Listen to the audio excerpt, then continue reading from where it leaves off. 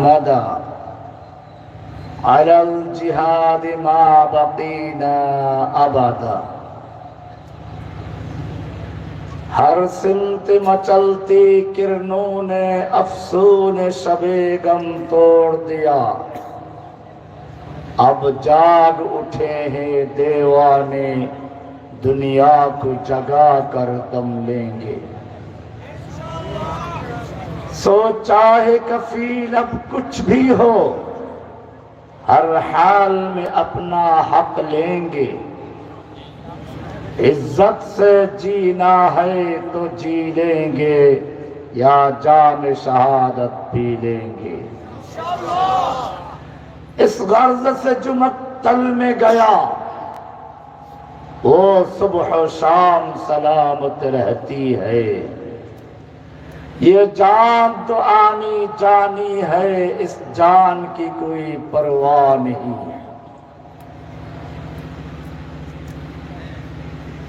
অদ্য 29 ডিসেম্বর রোজ রবিবার কুষ্টিয়া জেলার প্রাণকেন্দ্র কুষ্টিয়া হাই স্কুল মাঠে আয়োজিত আল খেদমা অর্গানাইজেশনের উদ্যোগে ঐতিহাসিক এই তাফসীরুল কোরআন মাহফিলের সম্মানিত সভাপতি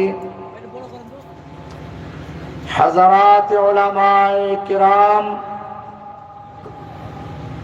বিভিন্ন স্থান থেকে আগত কোরআন ও হাদিসের সঠিক অনুসারী তৌহিদি জনতা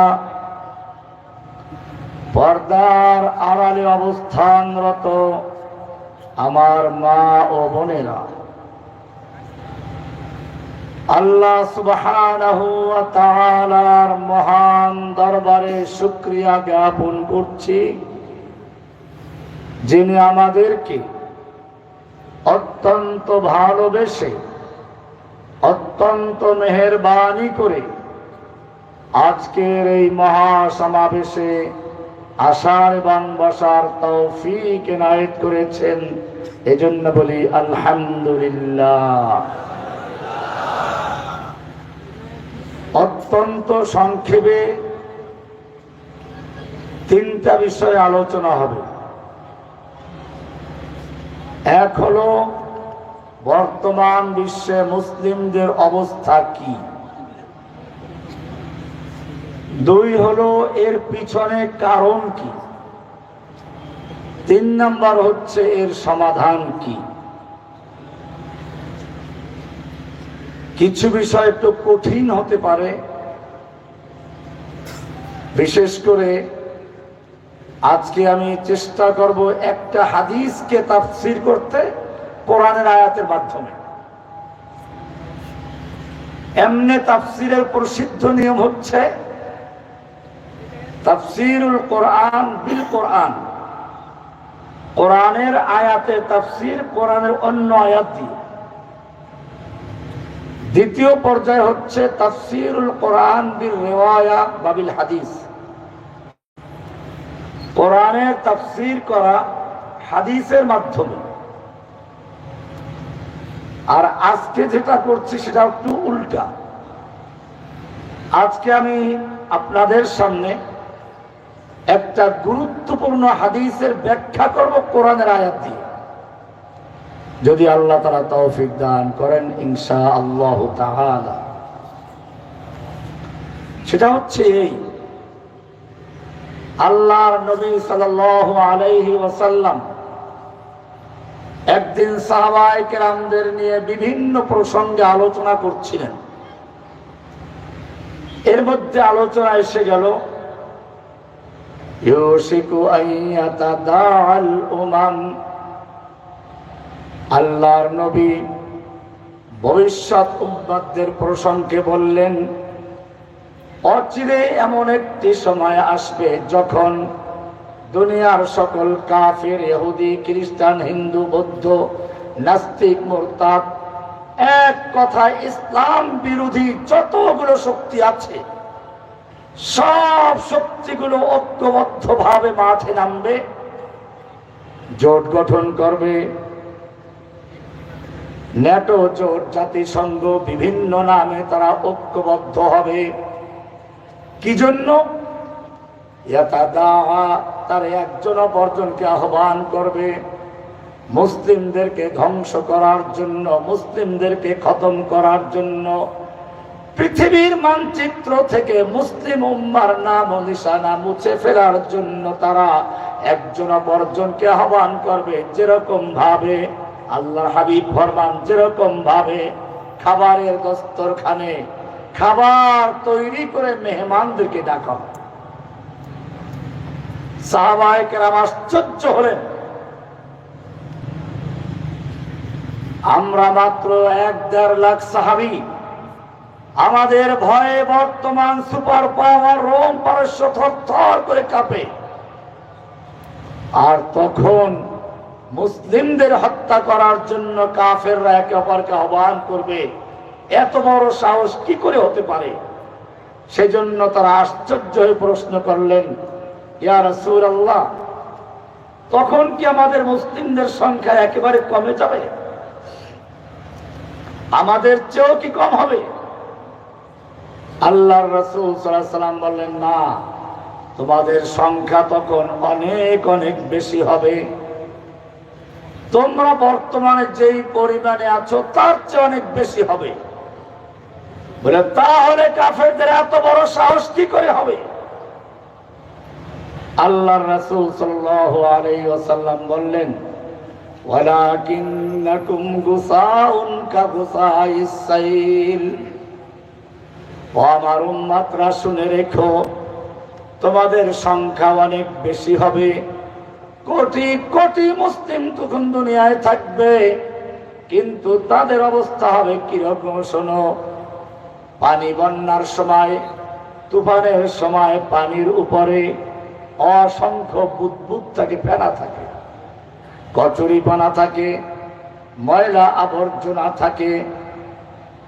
পানি বন্যার সময় পানির উপরে কচুরিপানা, ময়লা আবর্জনা, ফেনার যে অবস্থা হয়, সে অবস্থা হবে মুসলিমদের অবস্থা।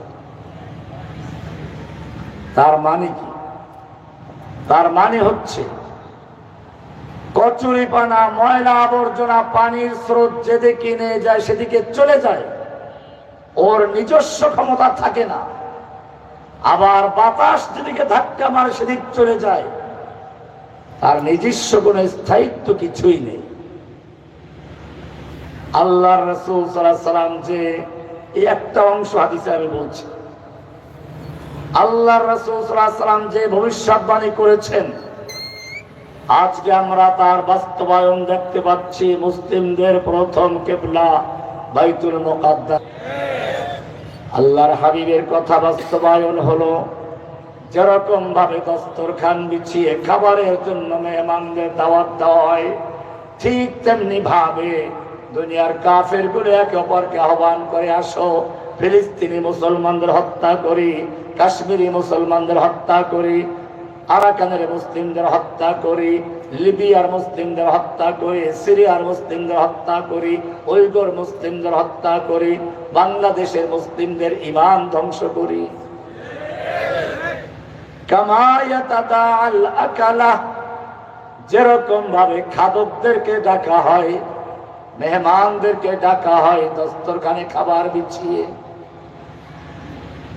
তোমাদের অবস্থা হবে কিরকম? গোসাউন কা গোসাইস সাইল। এইটা বুঝার আগে আমি এবারে কিছু আয়াত নিয়ে আসবো। ভাসমান খড়কুটা হলো আমরা, সাহাবায়ে কেরামরা ভাসমান না কেন? এটা কোরআনের আয়াতে আল্লাহ তাআলা একটা উদাহরণ দিয়েছেন। শুরুতে আমি আয়াতটা বলেছি, আলাম তারা কাইফা দারাবাল্লাহু মাসালান কালিমাতান তাইয়্যিবাহ।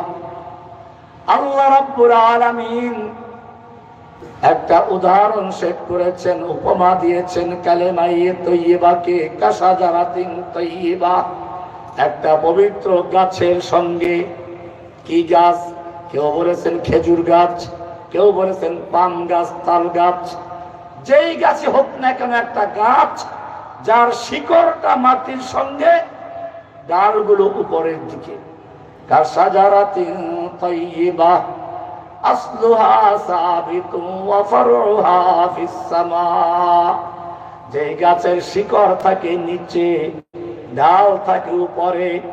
কোন পানি, বন্যা হোক, বৃষ্টির পানি হোক, তুফানের পানি হোক, খেজুর গাছকে উপড়ে ফেলে নিতে পারে না, তাল গাছকে উপড়ে ফেলে না, অথচ কচুরি পানাকে নিয়ে যায়। ঠিক তেমনি ভাবে যেই লোকগুলো লা ইলাহা ইল্লাল্লাহ কালিমা তাইয়্যিবা বলে স্বীকৃতি দিল, যারা সাক্ষ্য দিল, সেই লোকগুলোর যদিও তারা জমিনে থাকে, পা হচ্ছে জমিনে, ওয়াফারউহা ফিস সামা, তাদের শাখা হচ্ছে আকাশে। ইলাহুল আলামিন। খেজুর গাছের ডাল তো কিছু দূর দেখা যায়, তাল গাছের ডাল আরেকটু পরে। এবারে মুমিনদের শাখা কোন পর্যন্ত গেল? আল্লাহ রাব্বুল আলামিন পরিষ্কার করে দিচ্ছেন, ইলাইহি ইয়াসআদুল কালিমুত তাইয়্যিব। যে মুমিনরা কালিমা তাইয়্যিবা লা ইলাহা ইল্লাল্লাহর সাক্ষী দিয়ে ইসলাম কবুল করেছে, সেই লোকদের পা হবে জমিনে, তাদের হাত হবে আরশ পর্যন্ত। কোন পর্যন্ত? আরশ পর্যন্ত। এরপরে আল্লাহ তাআলা বলছেন, এই লা ইলাহা ইল্লাল্লাহর মধ্যে কি আছে, এর পুরো ব্যাখ্যাটা আছে সূরা বাকারার 256 নম্বর আয়াতে। ফামান ইয়াকফুর বিত-তাগুত, লা ইলাহা বলে প্রথমে লা মানে নেই, ইলাহ মানে কোন মাবুদ। মাবুদ মানে কি? যাকে ইবাদত করা হয়, যার পূজা করা হয়, যার আনুগত্য করা হয়, যার হুকুম মানা হয়, যার ক্ষমতা মানা হয়, যার কাছে প্রার্থনা করা হয়, যার নামে পশু জবাই করা হয়, যার নামে মান্নত করা হয়, যাকে সিজদা করা হয়, তার নাম কি? মাবুদ। এবারে তুমি পরিষ্কার বলে দিচ্ছ, লা ইলাহা, নেই কোন মাবুদ, যার হুকুম মানা যায়, যার ক্ষমতা মানা যায়, এমন কোন মাবুদ নাই, সব নাই। লা ইলাহা বলে সব কিছু উৎখাত করে দিয়ে, পরিষ্কার নফি করে দিয়ে একজনকে অন্তরে বসানো হয়, তার নাম কি? কয়টা অংশ হলো? দুইটা। কয়টা? এই লা ইলাহা এত বড় পাওয়ারফুল। আল্লাহ বলছেন, লা ইলাহা ইল্লাল্লাহর সাক্ষী না দিলে তোমার আযান হবে না। আশহাদু আল্লা ইলাহা, লা ইলাহা ইল্লাল্লাহর সাক্ষী না দিলে তোমার ইকামত হবে না। লা ইলাহা ইল্লাল্লাহর সাক্ষী না দিলে তোমার খুতবা হবে না। লা ইলাহা ইল্লাল্লাহর সাক্ষী না দিলে তোমার ঈমান হবে না। লা ইলাহা ইল্লাল্লাহর সাক্ষ্য সম্পর্কে আল্লাহ তোমাকে প্রশ্ন করে জানতে চেয়েছেন, বলো সবচেয়ে বড় সাক্ষ্য কোনটি? কুল আইয়ু শাইইন আকবারু শাহাদা, বলো তো সবচেয়ে বড় সাক্ষ্য কোনটি? সবচেয়ে বড় সাক্ষ্য কোনটি? এবারে যদি তোমাকে প্রশ্ন করা হয়, বলো এমন কোন সাক্ষ্য আছে যেই সাক্ষ্য আল্লাহ তাআলা নিজে দিয়েছেন? কে দিয়েছেন? কোরআন তোমাকে পরিষ্কার বলে দিবে, শাহিদাল্লাহু আন্নাহু লা ইলাহা ইল্লা হুয়া ওয়াল মালাইকাতু ওয়া উলুল ইলমি কাইমান বিল কিসত। আল্লাহ নিজে সাক্ষী দিয়েছেন লা ইলাহা। এবারে এত বড় সাক্ষী দেওয়া, সাক্ষ্য কাকে বলে? সাক্ষ্য দিতে হলে বুঝে শুনে সাক্ষী দিতে হয়। কি করে? না বুঝে সত্য কথা বললেও সাক্ষ্য হয় না। সূরা মুনাফিকুনের শুরুতে আছে, মুনাফিকদের সম্পর্কে আল্লাহ বলছেন, ইযা জাআকাল মুনাফিকুন, হে নবী, যখন আপনার কাছে মুনাফিকুনরা আসবে, ক্বালু, তখন তারা বলবে, নাশহাদু ইন্নাকা লা রাসূলুল্লাহ, আমরা সাক্ষ্য দিচ্ছি আপনি আল্লাহর রাসূল। কথা সত্য না? কিন্তু আল্লাহ কি বলছেন? আল্লাহু ইয়ালামু ইন্নাকা লারাসূলুহু, আল্লাহ জানেন আপনি আল্লাহর রাসূল, তবে জেনে রাখুন, আল্লাহু ইয়াশহাদু ইন্নাল মুনাফিকিনা লাকাযিবুন, আল্লাহ সাক্ষ্য দিচ্ছেন মুনাফিকরা মিথ্যাবাদী। তো মুনাফিকরা মিথ্যাবাদী হলো কেমনে? তারা তো বলছে আমরা সাক্ষ্য দিচ্ছি আপনি আল্লাহর রাসূল। এই কথা কি মিথ্যা? এই কথা মিথ্যা না। এইখানে তারা যে তাদের এই কথাটাকে সাক্ষ্য বলে, সাক্ষ্য দিচ্ছি বলছে, এইটা মিথ্যা। কারণ সাক্ষ্য দিতে হলে অন্তরের বিশ্বাস নিয়ে দিতে হয়, ওটাকে সাক্ষ্য বলা হয়।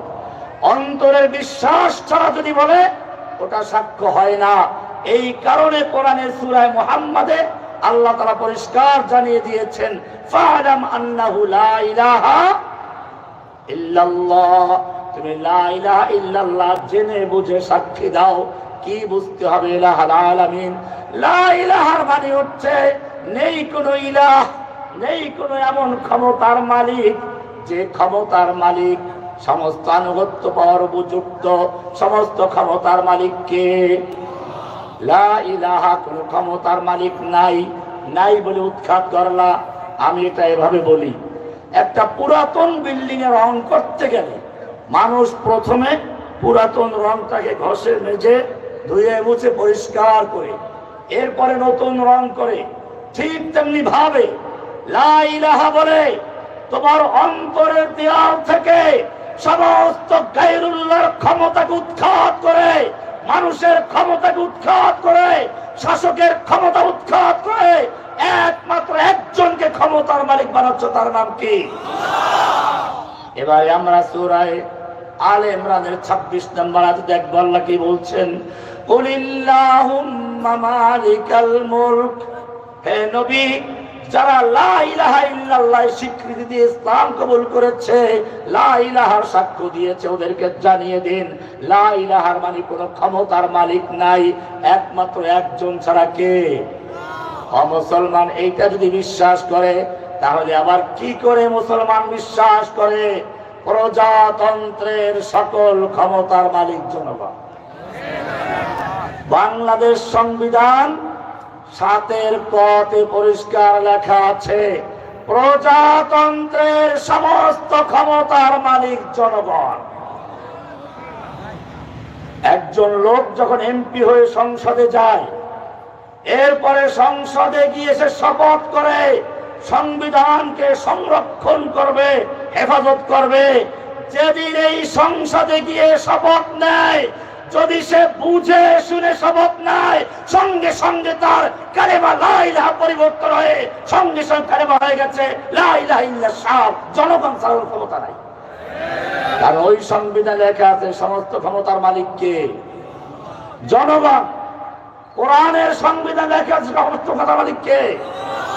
কোরআনের সূরা আলে ইমরান 26 নম্বর আয়াত পরিষ্কার বলা হচ্ছে, কুলিল্লাহুম্মা মালিকাল মুলক। হে নবী, আপনি বিশ্ববাসীকে জানিয়ে দিন, যারা লা ইলাহা ইল্লাল্লাহ বলে বিশ্বাস করেছে, সাক্ষ্য দিয়েছে, জানিয়ে দেন কোন ক্ষমতার মালিক নাই, কোন জনগণ নয়, কোন শাসক নয়, সব ক্ষমতার মালিক কে? তুতিল মুলকা মান তাশাউ, তুমি যাকে ইচ্ছে করো তাকে ক্ষমতা দান করো। ওয়া তানজিউল মুলকা মিম্মান তাশাউ, আর তুমি যার থেকে ইচ্ছা ক্ষমতা ছিনিয়ে নাও। ক্ষমতা ছিনিয়ে নেওয়ার মালিক কে?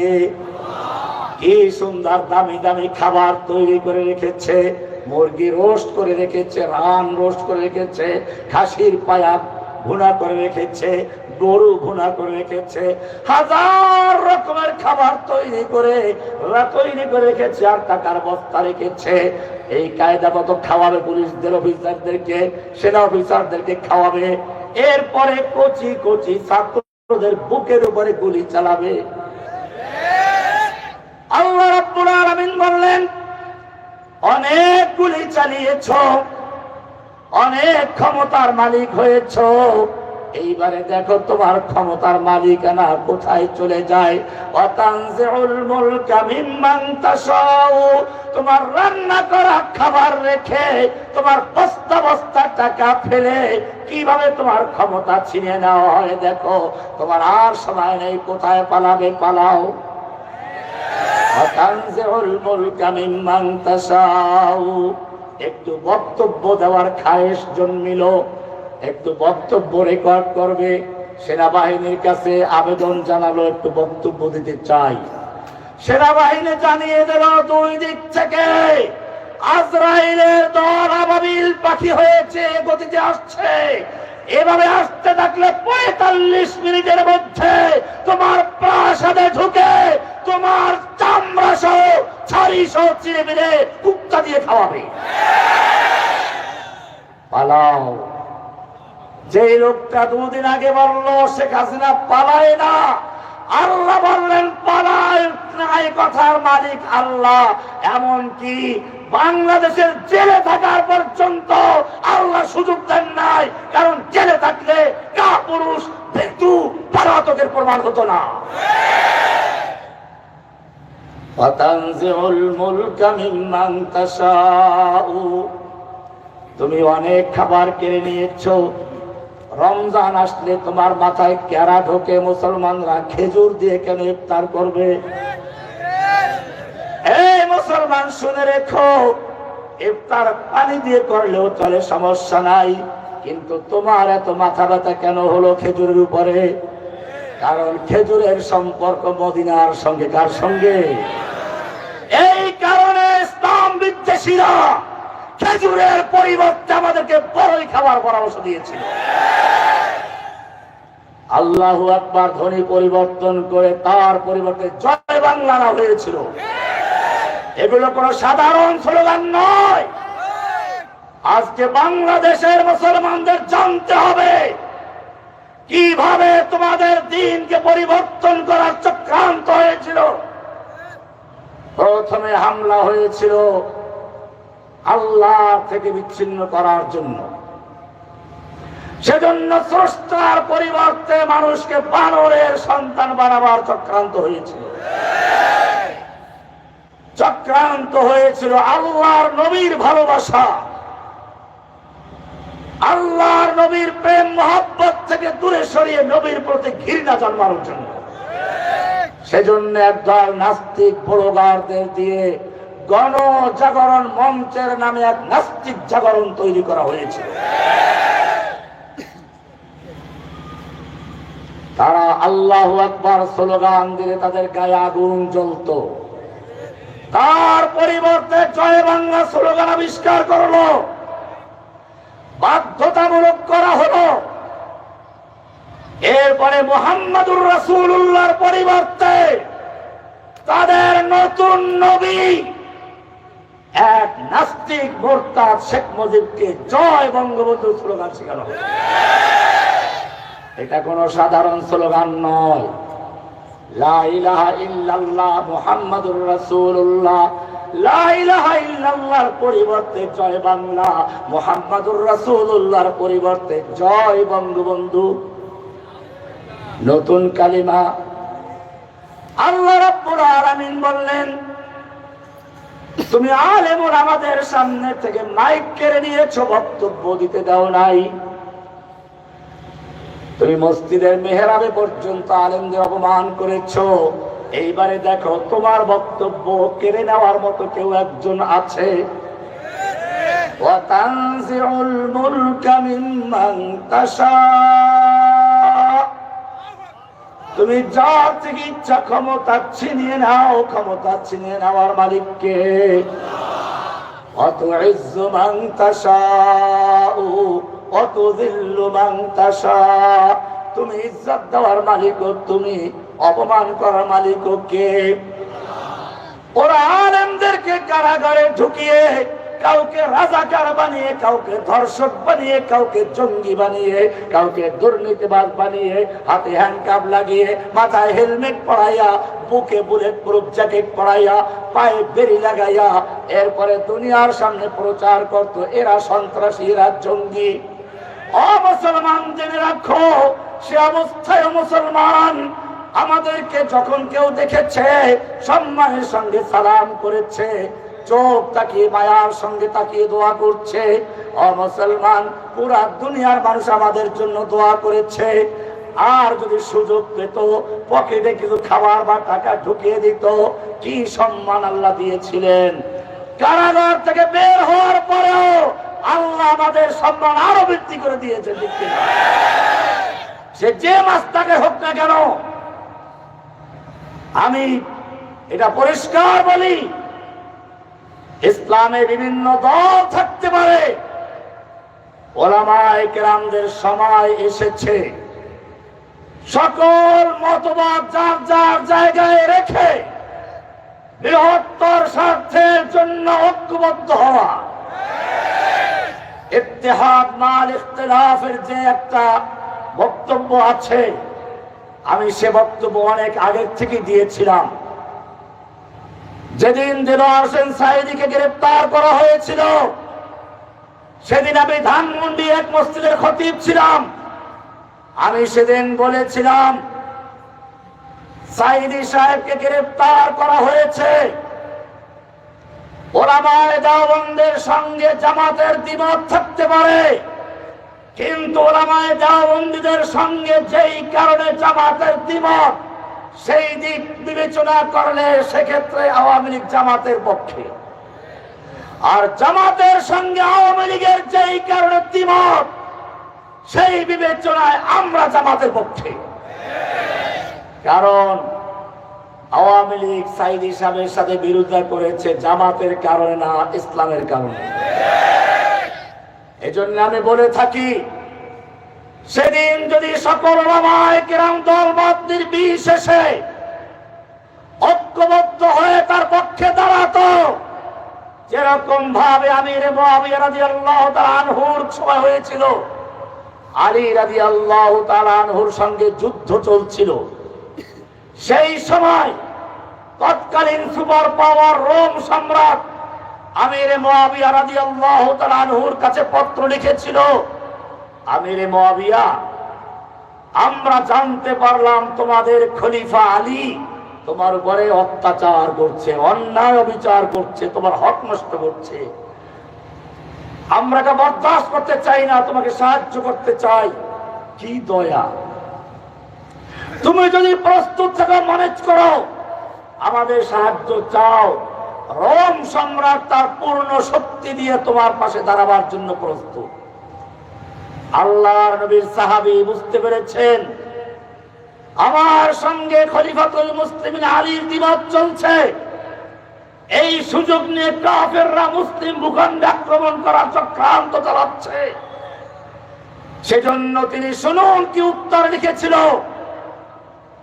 তিনি লিখেছেন, ইয়া কালবার রোম, ওহে রোমের কুকুর, ওহে রোমের কুত্তা, আমার সঙ্গে আমার খলিফার যুদ্ধ চলছে, এই সুযোগ নিয়ে যদি মুসলিম ভূখণ্ডের দিকে এক কদম বাড়াও, জেনে রাখবে আলীর পক্ষে যুদ্ধ করতে গিয়ে প্রথম যেই লোকটা জীবন দিবে সেই লোকটা অন্য কেউ নয়, সে হচ্ছে আমির মুআবিয়া রাদিয়াল্লাহু তাআলা আনহু।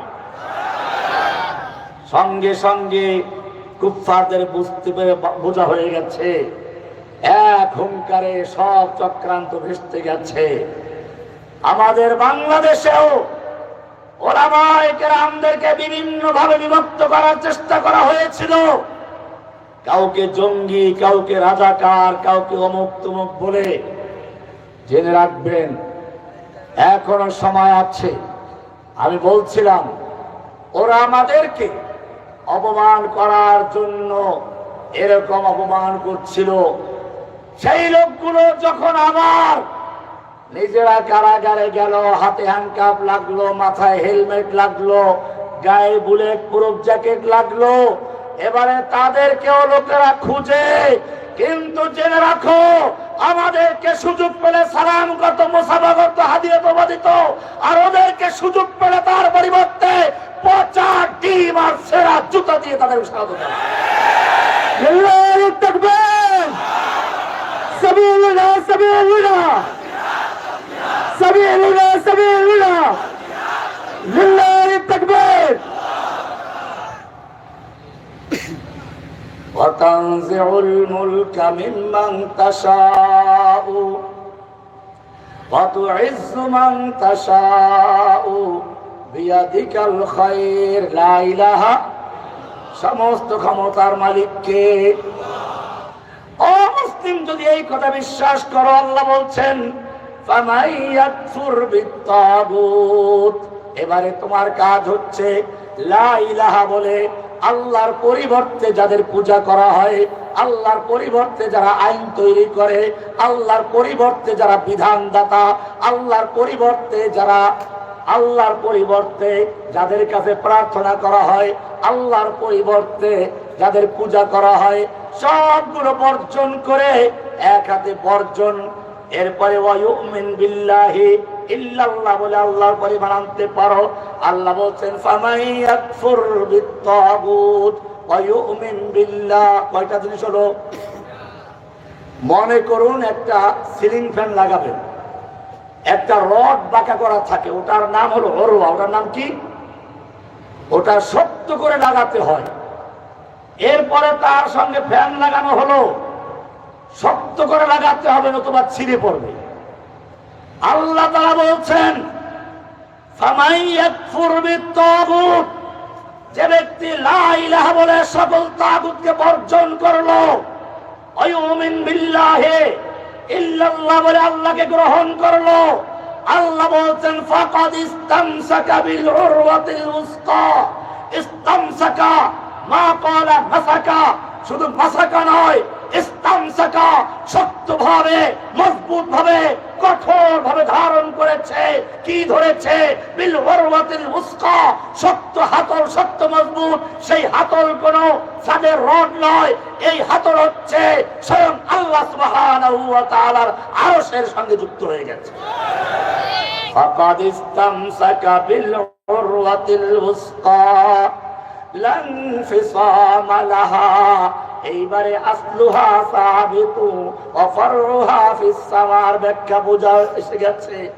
ও মুসলিম, তুমি যদি লা ইলাহা ইল্লাল্লাহ বলে সত্যিকার দাঁড়াতে পারো, তাহলে তোমার শিকড় হচ্ছে মাটিতে, তোমার ডাল চলে গেছে কোথায়? তুমি দুই হাতে ধরেছো, ইসতামসাকা বিল উরওয়াতিল উসকা, শক্ত মজবুত হাতল ধরেছ। লান ফিসামা লাহা, দুনিয়ার কোন সাইলাব, ইহুদি সাইলাব, খ্রিস্টান সাইলাব, হিন্দু সাইলাব, ও কোন গণতন্ত্র সমাজতন্ত্রের সাইলাব, কোন প্লাবন ওই যেমন ভাবে খেজুর গাছকে, তাল গাছকে ভাসিয়ে দিতে পারে না, ঠিক তেমনি ভাবে দুনিয়ার কোন প্লাবন, কোন সাইলাব তোমাকে ভাসিয়ে দিতে পারবে না। কারণ তোমার সম্পর্ক কার সাথে? তাকবীর, তাকবীর, সাবিলুনা, সাবিলুনা।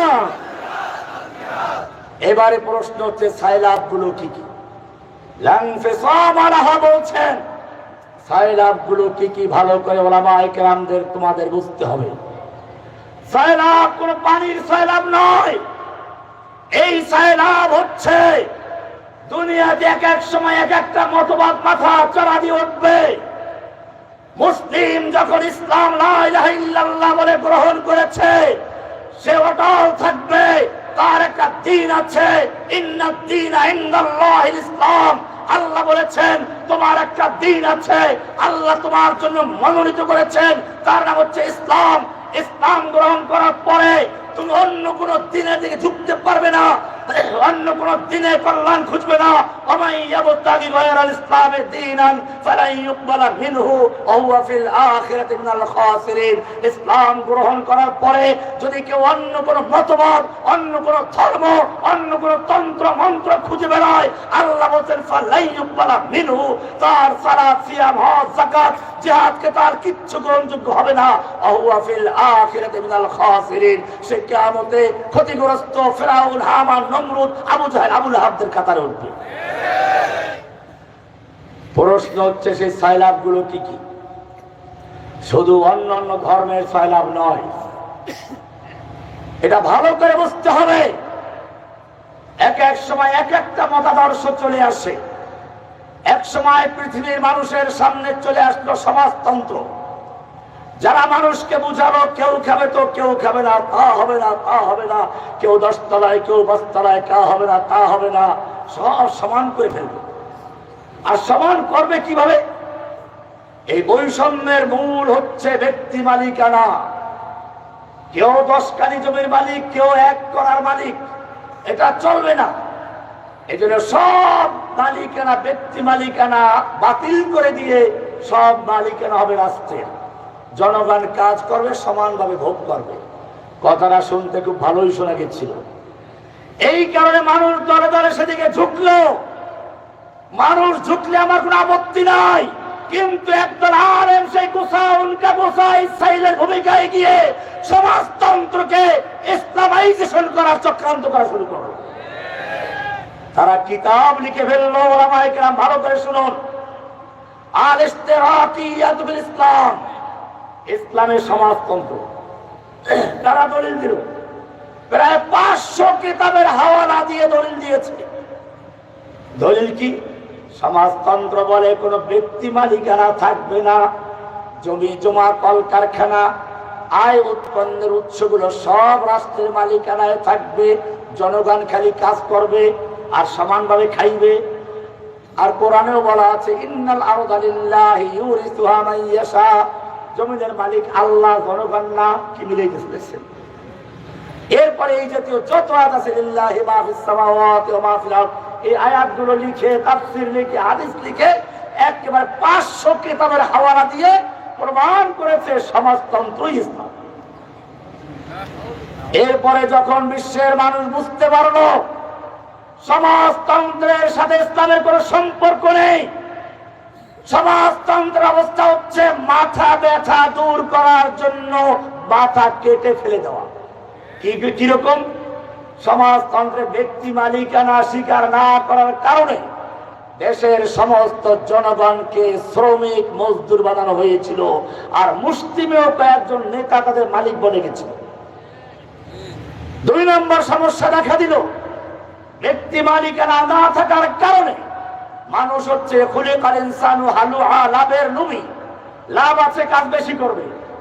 এখন যখন দেখলো কাজ যতই করি শেষ সময় দিন বেলা শেষে রুটি 2টাই, তখন কাজ কমাই দিল, উৎপন্ন বন্ধ হয়ে গেল।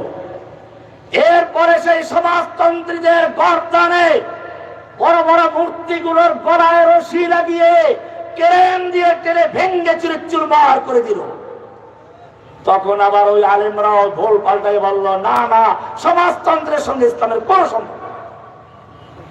সাইলাম গোসাউন কা গোসাই সাইল, এবারে ওই তুফান শেষ হয়ে গেছে, নতুন করে আর একটা তুফান আসছে, গণতন্ত্র। কি নাম? গণতন্ত্র। ও মুসলিম, তুমি ভালো করে শুনে রেখো, আদ-ডেমোক্রাতিয়াতু দীনুন মুস্তাকিল্লুন কামা আন্নাল ইসলাম দীনুন কামিলুন। ইসলাম যেমন একটা জীবন বিধান, জীবন ব্যবস্থা, গণতন্ত্র একটা আলাদা দিন, আলাদা ধর্ম। ইসলামের কালেমা লা ইলাহা ইল্লাল্লাহ, সমস্ত ক্ষমতার মালিক আল্লাহ। গণতন্ত্রে বলে সমস্ত ক্ষমতার মালিক জনগণ। সমস্ত ক্ষমতার মালিক কে? আমি এটা কোরআন থেকে দেখালাম। 2 নম্বর, গণতন্ত্র বলে যেহেতু ক্ষমতার মালিক জনগণ, জনগণ ভোট দিয়ে সংসদে মেম্বার পাঠাবে, ওদের নাম হবে আইন প্রণেতা, ল মেকার। ওরা আইন বানাবে, যে কোনো আইন পরিবর্তন করার ক্ষমতা ওদের আছে। ইসলাম বলে জনগণের কোন আইন তৈরি করার ক্ষমতা নেই। আলা লাহুল খালকু ওয়াল আমরু, যে দেখো সৃষ্টি যার, আইন চলবে কেবলমাত্র তার। অন্যতে বলছেন আলা লাহুল আল্লাহু ইয়াহকুমু লা মুআক্কিবা লিহুকমিহি, আল্লাহ বিধান দেন, আল্লাহর বিধানকে পশ্চাতে ফেরার অধিকার কেউ নেই, বাদ দেওয়ার ক্ষমতা কারণে। আল্লাহ তাআলা আরো বলছেন, হে নবী ইন্না আনজালনা ইলাইকাল কিতাবা বিল হাক্কি, হে নবী আপনার প্রতি আমি একটি কিতাব নাযিল করেছি সত্য সহকারে। কেন নাযিল করেছি? তাবিজ লিখে, চিনির প্লেটে লিখে, মিশক জাফরান দিয়ে লিখে দিয়ে ভূত ছাড়াবার জন্য। কেন দিয়েছি? মানুষ পারলে পয়সার বিনিময়ে খতম করার জন্য। উলামায়ে কেরাম ভালো করে শুনুন, তাফসীরে মাআরিফুল কোরআনের সূরা বাকারা 41 নম্বর আয়াতে তাফসীরে মুফতি শফি রাহমাতুল্লাহ আলাইহি লিখেছেন, মৃত্যু ব্যক্তির ঈসা আলাইহিস সালামের জন্য পারিশ্রমিকের বিনিময়ে কোরআন খতম করা, দোয়া পড়া, ওযিফা পড়া সম্পূর্ণ হারাম। যে পড়ে সেও হারাম কাজ করে, যে পড়ায় সেও হারাম কাজ করে। আশরাফ আলী থানভী রাহমাতুল্লাহ আলাইহি একবার একটা দাওয়াতে গেছেন। দাওয়াতে যাওয়ার পরে জানতে পারলেন না মুরদারের নামে 3 দিনা মিলাদ। থানভী রাহমাতুল্লাহ আলাইহি বিদাতে ব্যাপারে খুব কঠোর ছিলেন। তিনি বললেন মেজবানকে ডেকে যে হযরত খানা খাएंगे या দোয়া করেंगे, মৃত্যু ব্যক্তির জন্য দোয়া করব না খানা খাবো? अगर दुआ करेंगे खाना नहीं खाएंगे, खाना खाएंगे तो दुआ नहीं करेंगे। যদি খানা খাই তাহলে দোয়া করব না, দোয়া করলে খানা খাবো না, কারণ মুর্দারের নামে দোয়া করে তার বিনিময়ে খাওয়াও যাবে না, পয়সা নেওয়া যাবে না। মেজবান বুঝতে পারলেন, বলেন হযরত খানা খা লিজিয়ে। পরিষ্কার হয়ে গেল কোরআন মৃত্যু ব্যক্তির জন্য পয়সার বিনিময়ে খতম করার জন্য আসে নাই। কোরআন রমজান মাসের চড়া মূল্যে হাফেজদেরকে বাজারে কোরবানির গরুর মতো চড়া মূল্যে বিক্রি করার জন্য আসে নাই। কোরআন এসেছে কেন? ইন্না আনজালনা ইলাইকাল কিতাবা বিল হাক্কি, হে নবী আমি আপনার প্রতি কিতাব নাযিল করেছি সত্য সহকারে। কেন নাযিল করেছি? লিতাহকুমা বাইনান নাসি বিমা আরাকাল্লাহ, এই কিতাবের মাধ্যমে আপনি সংসদ চালাবেন, এই কিতাবের মাধ্যমে আপনি আদালত চালাবেন, এই কিতাবের মাধ্যমে ব্যাংক চলবে, শাসন চলবে। কে বলেছেন? এরপরে আল্লাহ তাআলা বলছেন ومن لم يحكم بما أنزل الله فأولئك هم الكافرون فاسقون ظالمون। সূরা মায়দা 44, 45, 47 নম্বরে বলছেন ومن لم يحكم بما أنزل الله, যে ব্যক্তি আল্লাহর নাযিলকৃত বিধান দিয়ে বিচার ফয়সালা করে না, ওরাই কাফের, ওরাই জালেম, ওরাই ফাসিক। কে বলেছেন? এবারে আল্লাহ তাআলা বলছেন, আরো চমৎকার করে বলছেন সূরা নিসার 60 নম্বর আয়াত আল্লাহ বলছেন আলাম তারা ইলাল্লাযীনা ইয়াজউমুনা আন্নাহুম আমানু বিমা উনজিলা ইলাইকা ওয়া মা উনজিলা মিন ক্বাবলিক। হে নবী আপনি কি ওই সমস্ত লোকদেরকে দেখেন নাই যারা ইয়াজউমুনা দাবি করে আন্নাহুম আমানু বিমা উনজিলা ইলাইকা ওয়া উনজিলা মিন ক্বাবলিক, আপনার প্রতি নাযিলকৃত কিতাবের পরিমাণ রয়েছে, কোরআন বিশ্বাস করে, অন্য সব কিতাব মানে, সব কিতাব মানে, মগার কিতাবের হুকুম মানতে রাজি না।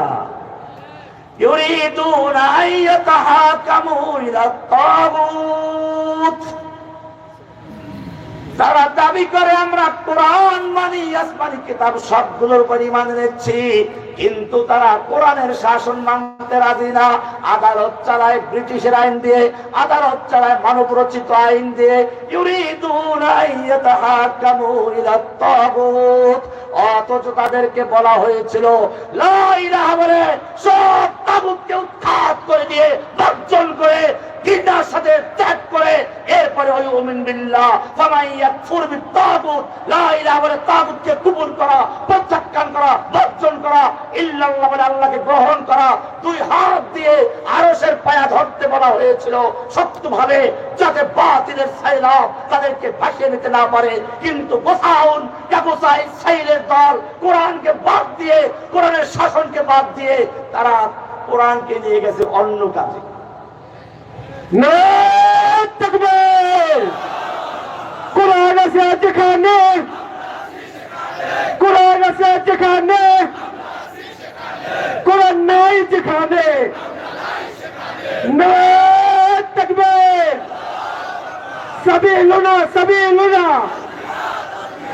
কোরআন আরো বলছে ওয়াইযা কিলা লাহুম তাআলাউ ইলা মা আনজালাল্লাহু ওয়া ইলার রাসূল, যখন এই মুসলিমকে বলা হয় আসো আল্লাহর বিধানের দিকে, আসো আল্লাহর রাসূলের দিকে, কোরআন হাদিসের শাসন কায়েম করার দিকে আসো, কোরআন দিয়ে আদালত চালাবো, সংসদ চালাবো, কোরআন দিয়ে রাজনীতি চলবে, অর্থনীতি চলবে, সমাজনীতি চলবে, দেশ চলবে, সমাজ চলবে, পরিবার চলবে, তখন আল্লাহ বলছেন রাআইতাল মুনাফিকিনা ইয়াসুদ্দুনা আনকা সুদুদা। সূরা নিসার 61 নম্বর আয়াত আল্লাহ বলছে আপনি দেখবেন মুনাফিক গুলোরে ওরা আস্তে আস্তে ঘাড় মক্কা নদীতে চলে গেছে, কোরআনের শাসন মানতে রাজি না। এইবারে আল্লাহ আরো পরিষ্কার করছেন, একটু সামনে গিয়ে সূরা নিসার 65 নম্বর আয়াতে আলা ফালা ওয়া রাব্বিকা লা ইউমিনুন, না আপনার রবের কসম ওরা মুমিন নয়। আল্লাহ কসম করে বলছেন ফালা ওয়া রাব্বিকা লা ইউমিনুন, খবরদার আপনার রবের কসম এরা মুমিন নয়। যত ইমানের দাবি করুক, যত লা ইলাহা ইল্লাল্লাহ পড়ুক, কোরআন মানি, হাদিস মানি, সব মানার দাবি যতই করুক, ওরা মুমিন নয়। হাত্তা ইউহাক্কিমুকা ফীমা শাজারা বাইনাহুম, যতক্ষণ পর্যন্ত তাদের পারস্পরিক মামলা মোকদ্দমার ক্ষেত্রে, বিচার ফয়সালার ক্ষেত্রে আপনার কাছে বিচার না নিয়ে আসবে, কোরআন হাদিসের কাছে বিচার না নিয়ে আসবে, কোরআনে আদালত কায়েম না করবে, শুধু কায়েম করাই না, সুম্মা লা ইয়াজিদু ফি আনফুসিহিম হারাজাম মিম্মা কাদাইতা, কোরআন হাদিসে যেই বিচার করবে, আপনি যেই শাসন করবেন, এই ব্যাপারে তাদের অন্তরে কোন রকম দ্বিধা দ্বন্দ্ব সংশয় থাকতে পারবে না।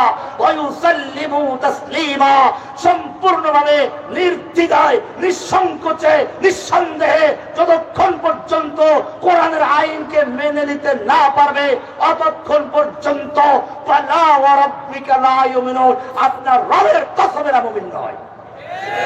কে বলেছেন? বিধান দেওয়ার মালিক কে? আল্লাহর বিধান বাদ দিয়ে যেই গণতন্ত্র জনগণকে আইন তৈরি করার ক্ষমতা দেয়, অমুসলিম পরিষ্কার ভেবে জেনে রাখো, সেই গণতন্ত্র দিয়ে কখনো ইসলাম কায়েম হতে পারে না। এবারে আসো, ইসলামের যেমন স্বতন্ত্র অর্থনীতি আছে, যাকাত ভিত্তিক অর্থনীতি, যার মানে হচ্ছে অফি আমওয়ালিহিম হাক্কুল লিসাইলি ওয়াল মাহরুম, ধনীদের মালের মধ্যে গরিবদের অধিকার আছে। বিপরীতে গণতন্ত্রের অর্থনীতি হচ্ছে সুদ, যার মানে হচ্ছে গরিবের মালের মধ্যে ধনীদের হক আছে। কারণ সুদে টাকা লাগায় কারা? ধনীরা। সুদ দেয় কারা? কাজে সম্পূর্ণ বিপরীত। এরপরে শোনো, ইসলামের একটা ধর্ম আছে যার নাম ইসলাম। যার নাম কি? গণতন্ত্রের ধর্ম হচ্ছে সেকুলারিজম, ধর্ম নিরপেক্ষতা। আমি জিজ্ঞেস করতে চাই, কোন নবী রাসূল ধর্ম নিরপেক্ষ ছিলেন কিনা? আল্লাহ পরিষ্কার বলেছেন, কোরআন থেকে শুনো, মা কানা ইব্রাহিমু ইয়াহুদিয়্যান ওয়ালা নাসরানিয়্যান ওয়ালাকিন কানা হানিফান মুসলিমা। ইব্রাহিম ইহুদি ছিলেন না, খ্রিস্টান ছিলেন না, তিনি ছিলেন হানিফ মুসলিম, নির্ভেজাল মুসলিম, পিওর মুসলিম। এরপরে আল্লাহ বলছেন, ওয়াসা বিহা ইব্রাহিম বানিহি ওয়া ইয়াকুব, ইব্রাহিম ইয়াকুব সকলেই তাদের সন্তানদের ওসিয়াত করে গেছেন, ইয়া বানিয়া ইন্নাল্লাহ আস্তাফা লাকুমুদ্দিন, ও আমার সন্তানরা শুনে রেখো, আল্লাহ তোমাদের জন্য একটা দিন মনোনীত করেছেন, দিন, সেই দিনের নাম হচ্ছে ইসলাম। ফালা তামুতুন্না ইল্লা ওয়া আনতুম মুসলিমুন, তোমরা মুসলিম না হয়ে মৃত্যুবরণ করো না। কে বলেছেন? এইবারে তুমি বলতে পারো, ঠিক আছে, দিন তো মানি ইসলাম, কিন্তু একটু গণতন্ত্র ইসলাম কায়েমের জন্য সিঁড়ি হিসেবে মানি। আল্লাহ তাআলা বলছেন, জেনে রাখো, আল ইয়াউমা আকমালতু লাকুম দীনাকুম ওয়া আতমামতু আলাইকুম নি'মাতি ওয়া রাদিতু লাকুমুল ইসলাম দীনা, আজকে আমি তোমাদের জন্য তোমাদের দ্বীনকে মোকাম্মল করে দিয়েছি, পরিপূর্ণ করে দিয়েছি। অমুসলিম পরিপূর্ণ কাকে বলে ভালো করে শুনো। একটা বিল্ডিং তার কাজ পূর্ণ হয়ে গেছে, আর কোনো কাজ বাকি নাই। এই সময় একটা স্বর্ণের ইট বা হীরকের ইট নিয়ে আসলে একজনে বলল, হুজুর বিল্ডিং গায়ে লাগান। আমি বললাম, আমার বিল্ডিং এর কাজ আকমালতু লাকুম, পরিপূর্ণ করে ফেলেছি, এই এক ইট লাগাবার কোনো জায়গা নেই, কোনো খালি জায়গা নেই। ছাত্র বলল, আপনি কি জানেন ইটটা কত দামি, কত সুন্দর, পুরো বিল্ডিং এর দামের চেয়ে একটা ইটের মূল্য বেশি। আমি তখন বলবো, আচ্ছা ঠিক আছে, লাগাতে গেলে ওই পরিমাণ জায়গা ভাঙবো, ওই পরিমাণ জায়গা ভাঙলে পরেই কেবলমাত্র তোমার ওই সুন্দর ইট লাগানো যাবে। আল্লাহ তাআলা আলিয়াম আকমালতু বলে পরিষ্কার করে দিলেন, আমার নবীর মাধ্যমে আমি আমার দ্বীনকে মুকাম্মাল করে দিয়েছি, পরিপূর্ণ করে দিয়েছি। ওয়া আতমামতু আলাইকুম নি'মাতি, আমার নিয়ামত ওহীর ধারা আমি সমাপ্ত করে দিয়েছি। ওয়া রাদিতু লাকুমুল ইসলাম দীনা, কিয়ামত পর্যন্তের জন্য দ্বীনকে আমি ইসলামকে তোমাদের দ্বীন হিসেবে মনোনীত করেছি। এইখানে নতুন কিছু সংযোজন বিয়োজনের কোনো সুযোগ। এটাই যদি বিশ্বাস করো মুসলিম, তাহলে আবার গণতন্ত্রের কাছে কেন যাচ্ছ? আল্লাহ তাআলা কোরআনে পরিষ্কার জানিয়ে দিয়েছেন, লাকাদ কানা লাকুম ফি রাসূলিল্লাহি উসওয়াতুন হাসানাহ। এটা সূরা আহজাবের আয়াত, অন্য কোন সূরা না। এর মানে হচ্ছে ইকামতে দ্বীনের জন্য, দ্বীনকে বিজয়ী করার জন্য, যদি সত্যিকার আল্লাহর দ্বীনকে আল্লাহ তুমি বিজয় করতে চাও, আল্লাহর নবী যেভাবে বিজয় করেছেন, বদরে, উহুদে, খন্দকে যেভাবে তিনি লড়াই করেছেন, তায়েফের ময়দান লড়াই করেছেন, যেভাবে তিনি তার সাহাবীদেরকে এই জন্য কাজে লাগিয়েছেন, সাহাবারা যেরকম আফ্রিকা বিজয় করেছেন, ভারতবর্ষ বিজয় করেছেন, এমনকি এই যুগে তালেবানরা যেইভাবে আফগানিস্তান বিজয় করেছে, কিয়ামত পর্যন্ত যদি আল্লাহর নবীর দ্বীনকে বিজয় করতে চাও, নবীর তরিকায় বিজয় করতে হবে। নবীর মধ্যেই রয়েছে উত্তম আদর্শ, লাকাদ কানা লাকুম ফি রাসূলিল্লাহি উসওয়াতুন হাসানাহ। অন্য কোন আদর্শ, আব্রাহাম লিঙ্কনের আদর্শ, কার্ল মার্কসের আদর্শ, মাও সেতুং আদর্শ, লেনিনের আদর্শে ইসলাম কায়েম হতে পারে না। নারায়ে তাকবীর, লিল্লাহি তাকবীর, বদরের হাতিয়ার, গোজক আলা জবাল, সাবিলুনা সাবিলুনা। ভাইয়েরা আমার, মনে রাখতে হবে, কোন বাতিল তরিকায় ইসলামের বিজয় হতে পারে না। যদি বাতিল তরিকায় বিজয় হয়েও যায়, সেই তরিকার মাধ্যমে আল্লাহর নবীর মদিনার ইসলাম কায়েম হবে না। আব্রাহাম লিঙ্কনের ইসলাম কায়েম হতে পারে, কার্ল মার্কসের ইসলাম কায়েম হতে পারে, মদিনার ইসলাম কায়েম হতে পারে না। কারণ আল্লাহ বলেন নাই, আল্লাহ পরিষ্কার বলে দিয়েছেন সূরা আনআমের 116 নম্বর আয়াত, ওয়াইন তুতি আকসারা মান ফিল আরদ।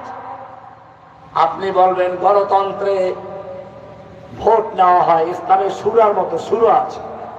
ভালো করে বুঝুন, কোরআনের সূরা আনআম 6 নম্বর সূরার 116 নম্বর আয়াত আল্লাহ বলছেন, ওয়াইন তুতি আকসারা মান ফিল আরদ।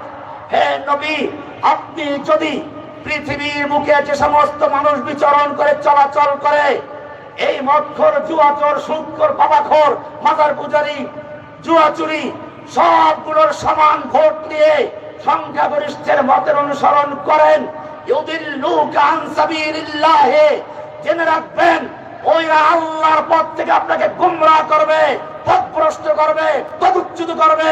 ইয়াত্তাবিউনা ইল্লা যান্না ওয়া ইন হুম ইল্লা ইয়াখরুসুন। কারণ বেশিরভাগ লোক আন্দাজে কথা বলে, আন্দাজে ভোট দেয়। ওরা ভালো মন্দ যাচাই করার যোগ্যতা রাখে না। ওরা আহাদুল হল্লে ওয়াল আকদ নয়। ইসলামের সূরা হলো আহাদুল হল্লে ওয়াল আকদে, বিচক্ষণ নেতা নির্বাচনের যোগ্য, দিনদার, মুত্তাকি, আলেম ওলামা। এদের ভোটের মাধ্যমে নেতা নির্বাচিত হবে, খলিফা নির্বাচিত হবে। এটার নাম সূরা। আর গণতন্ত্রের মাধ্যমে সমস্ত মদখোর, জুয়াচোরের ভোটের সমান গুরুত্ব দেওয়া হয়।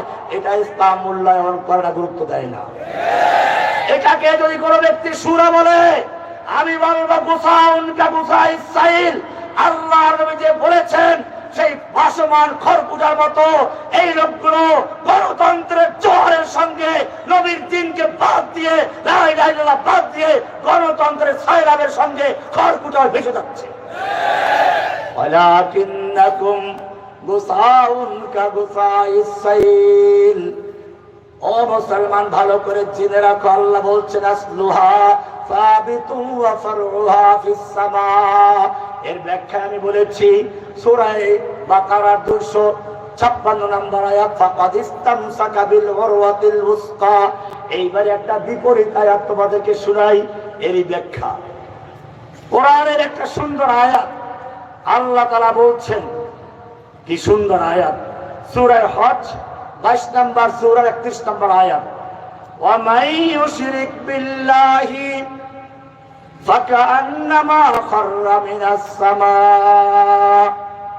যেই ব্যক্তি লা ইলাহা বিশ্বাস করে নাই, ঈমান আনছে ঠিকই, ইউমিন বিল্লাহি আল্লাহ বিশ্বাস করে, নামাজ বি করে, রোজা বি করে, হজ বি করে, যাকাত বি দেয়, সব করে, কিন্তু ফামান ইয়াকফুর বিত্তাগুত করতে পারে নাই, তাগুতের সঙ্গে বন্ধুত্ব আছে। ও মুসলমান, কোরআন বলছে না না, তুমি লা ইলাহা বলে সব বারাত করেছো, বর্জন করেছো। তোমার জন্য ইব্রাহিমের মধ্যে আদর্শ রয়েছে। সূরা মুমতাহানা 4 নম্বর আয়াত আল্লাহ বলছেন, قد كانت لكم أسوة حسنة في إبراهيم والذين معه। তোমাদের জন্য ইব্রাহিমের মধ্যে এবং তার সঙ্গীদের মধ্যে আদর্শ রয়েছে। কি আদর্শ আছে, কি করেছে তারা?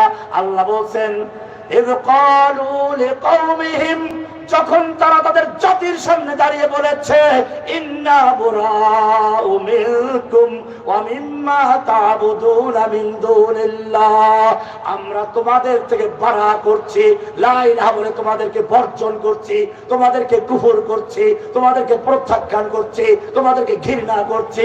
কাফারান বুরাউ মিনকুম ওয়া মিম্মা তা'বুদুনা মিন দুনিল্লাহ, আমরা তোমাদের থেকে এবং তোমরা আল্লাহর পরিবর্তে যাদের পূজা করো তাদের থেকে বারা করছি।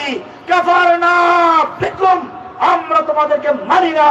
ওয়াবাদা বাইনানা ওয়া বাইনাকুমুল আদাওয়াত ওয়াল বাগদা আবাদা, তোমাদের সঙ্গে আমাদের চির শত্রুতা, চির ঘৃণা, চির বিদ্বেষ শুরু হয়ে গেছে। হাত্তা তুমিনু বিল্লাহি ওয়াহদাহু, যতক্ষণ না ইল্লাল্লাহ বলে এক আল্লাহর ঈমান আনবে, এক আল্লাহর বিশ্বাস করবে, এক আল্লাহর ক্ষমতা, এক আল্লাহর আইন মেনে নেবে, অতক্ষণ পর্যন্ত তোমাদের সঙ্গে আমাদের লা ইলাহা ইল্লাল্লাহর সম্পর্ক বাড়া করছি, ছিন্ন করছি, বাড়া প্রত্যাখ্যান করছি, কুফর করছি, ঘৃণার সাথে বর্জন করছি।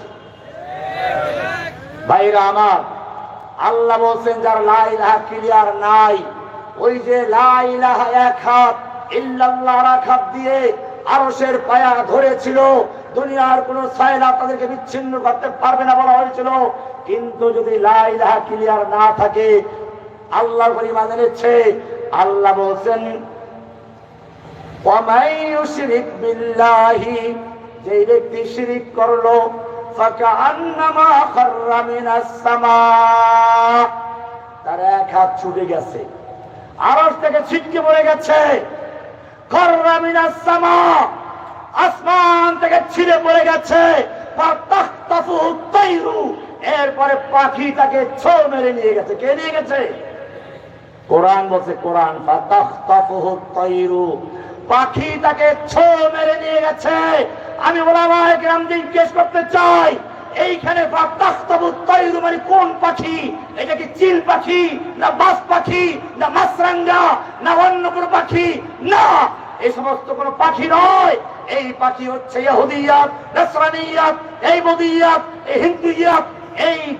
এই পাখি হচ্ছে গণতন্ত্র, সমাজতন্ত্র, রাজতন্ত্র, কাদিয়ানি, বেদাতি, এই চতুর্দিকে পাখি তাকে ছো মেরে নিয়ে যাবে। লা ইলাহা ক্লিয়ার নাই, তাওহীদ ক্লিয়ার নাই, সে গোসাউন কা গোসাই সাইল, ভাসমান খড়কুটা, বুদবুদ ফেনা, ময়লা আবর্জনা, তাকে পাখি আসমান থেকে ছিটকে পড়ে গেছে। ওরে পাখি ছো মেরে নিয়ে নাস্তিক বানাবে, মুরতাদ বানাবে, ইহুদি বানাবে, খ্রিস্টান বানাবে, বেদাতি বানাবে, কাদিয়ানি বানাবে, আহলে কোরআন বানাবে, বিভিন্ন বেদাতি বানাবে, মাজার পূজারি বানাবে, পেট পূজারি বানাবে, কিন্তু সে মুসলিম হতে পারে না। ফাতাখতাফু তাইর, আর যদি কোন ফেরকায় তাকে গ্রাস না করে তাহলে কই যাবে? আও তাহবি বিহির রিহু ফি মাকানিন সাহিক, আর একদল আছে তারা কোন বেদাতের মধ্যে যায় নাই, কোনো কিছুতেই নাই। আল্লাহ বলেন ওরা নিষ্ক্রিয় হয়ে কোন একটা মরুভূমিতে গিয়ে পড়ে থাকবে, মরে থাকবে, ওর দ্বারা দুনিয়ায় কিছু আসে যায় না। তুমি মুমিন, তোমার একটা পরিচয় আছে, সে পরিচয়টা কি? তুমি আল্লাহর সৈনিক। কার সৈনিক? এবার এই হাদিসের শেষ অংশে আসতেছে। আল্লাহর নবী পরিষ্কার করে দিলেন, গোসাউন কা গোসাইস সাইল, ভাসমান খড়কুটার মতো। কিন্তু যারা সত্যিকার অর্থে লা ইলাহা ইল্লাল্লাহ বলে অটল থাকবে, আল্লাহ বলছেন তারা ভাসমান খড়কুটা নয়, তাদেরকে দুনিয়ার কোন ছায়া বিচ্ছিন্ন করতে পারবে না। কারণ তাদের সম্পর্ক হচ্ছে তাদের পা জমিনে, তাদের হাত রয়েছে আরশের সঙ্গে, দুনিয়ার কোন শক্তি তাদের বিচ্ছিন্ন করতে পারবে না। কারণ আল্লাহ বলেছেন লা যালিকা বিআন্নাল্লাহা মাওলাল্লাযীনা আমানু ওয়া আন্নাল কাফিরিনা লা মাওলা লাহু। আল্লাহ পরিষ্কার করে দিয়েছেন, দুনিয়ার নরেন্দ্র মোদীর যত সুপার পাওয়ার হোক না কেন, আণবিক বোমা, পারমাণবিক বোমা হোক না কেন, ক্ষেপণাস্ত্র আছে, ওর পুলিশ আছে, ওর মিলিটারি আছে, আমেরিকার সৈনিক আছে, ট্যাঙ্ক আছে, বিমান বাহিনী আছে, চীনের ওদের সব আছে। যালিকা বিআন্নাল্লাহা মাওলাল্লাযীনা আমানু, মুমিনদের মাওলা আছে, ওদের অস্ত্র আছে, মাওলা নাই। ওয়া আন্নাল কাফিরিনা লা মাওলা লাহুম। এই কারণে এবারে আল্লাহ তাআলা বলছেন, আল্লাহ রাসূল সাল্লাল্লাহু আলাইহি ওয়াসাল্লামকে সাহাবায়ে কেরাম জিজ্ঞেস করলেন, ইয়া রাসূলুল্লাহ, এই যে গোসাউন কা গোসা ইসরাইল ভাসমান খড়কুটার মতো দুনিয়ার এক এক সময় এক এক সাইলাব আসতে ভেসে যাচ্ছে, কাদিয়ানির সাইলাব, গণতন্ত্রের সাইলাব, এখন নতুন করে আরেকটা সাইলাব শুরু হয়েছে। ও মুমিন, ভালো করে শুনে রেখো, এটা হচ্ছে ওয়াহদাতুল আদিয়ান। ওয়াহদাতুল আদিয়ান, সব ধর্মই সঠিক। এর পক্ষে অনেক আলেম তৈরি হয়ে গেছে, গোসাউন কা গোসা ইসরাইল এখানেও ফিরে গেছে। তুমি জেনে রাখবে, আল্লাহর নবী একদিন বসে আছেন, আবু বকর ওমরও সেখানে আছেন। ওমর রাদিয়াল্লাহু তাআলা আনহু তাওরাতের একটা খণ্ড নিয়ে আসলেন, বললেন, ইয়া রাসূলুল্লাহ, আমরা তাওরাতের মধ্যে অনেক ভালো ভালো জিনিস পাই, আফানাকতুবু বা'দাহা, কিছু কি লিখে রাখবো? এই বলে তিনি আল্লাহর নবীর সামনে তাওরাতের খণ্ড পড়া শুরু করছেন। আল্লাহর নবীর চেহারার দিকে উনি লক্ষ্য করেননি। আবু বকর রাদিয়াল্লাহু তাআলা আনহু দেখলেন আল্লাহর নবীর চেহারা রাগে ক্ষোভে লাল হয়ে গেছে। আবু বকর বলে উঠলেন, সাকিলাতকা সাওয়াকিলু ইয়া ওমর, ওমর তুই যদি মরে যেতিস, ওমর তুই যদি মরে যেতিস, ওমর তুই যদি মরে যেতিস। ওমর তাকালো, বুঝতে পারলো আমি এই তাওরাত পড়ে আল্লাহর নবী প্রচন্ড রাগান্বিত হয়েছেন। সঙ্গে সঙ্গে ওমর রাদিয়াল্লাহু তাআলা তওবা করলেন, নিজের ইসলামকে নবায়ন করলেন, ঘোষণা করছেন, রাদিতু বিল্লাহি রাব্বান ওয়া বিল ইসলামি দীনা ওয়া বিমুহাম্মাদিন সাল্লাল্লাহু আলাইহি ওয়াসাল্লাম নবিয়্যান ওয়া রাসূলা। ইসলামকে নতুন করে নবায়ন করলেন। এবারে আল্লাহর নবী কি বলছেন ভালো করে শুনুন।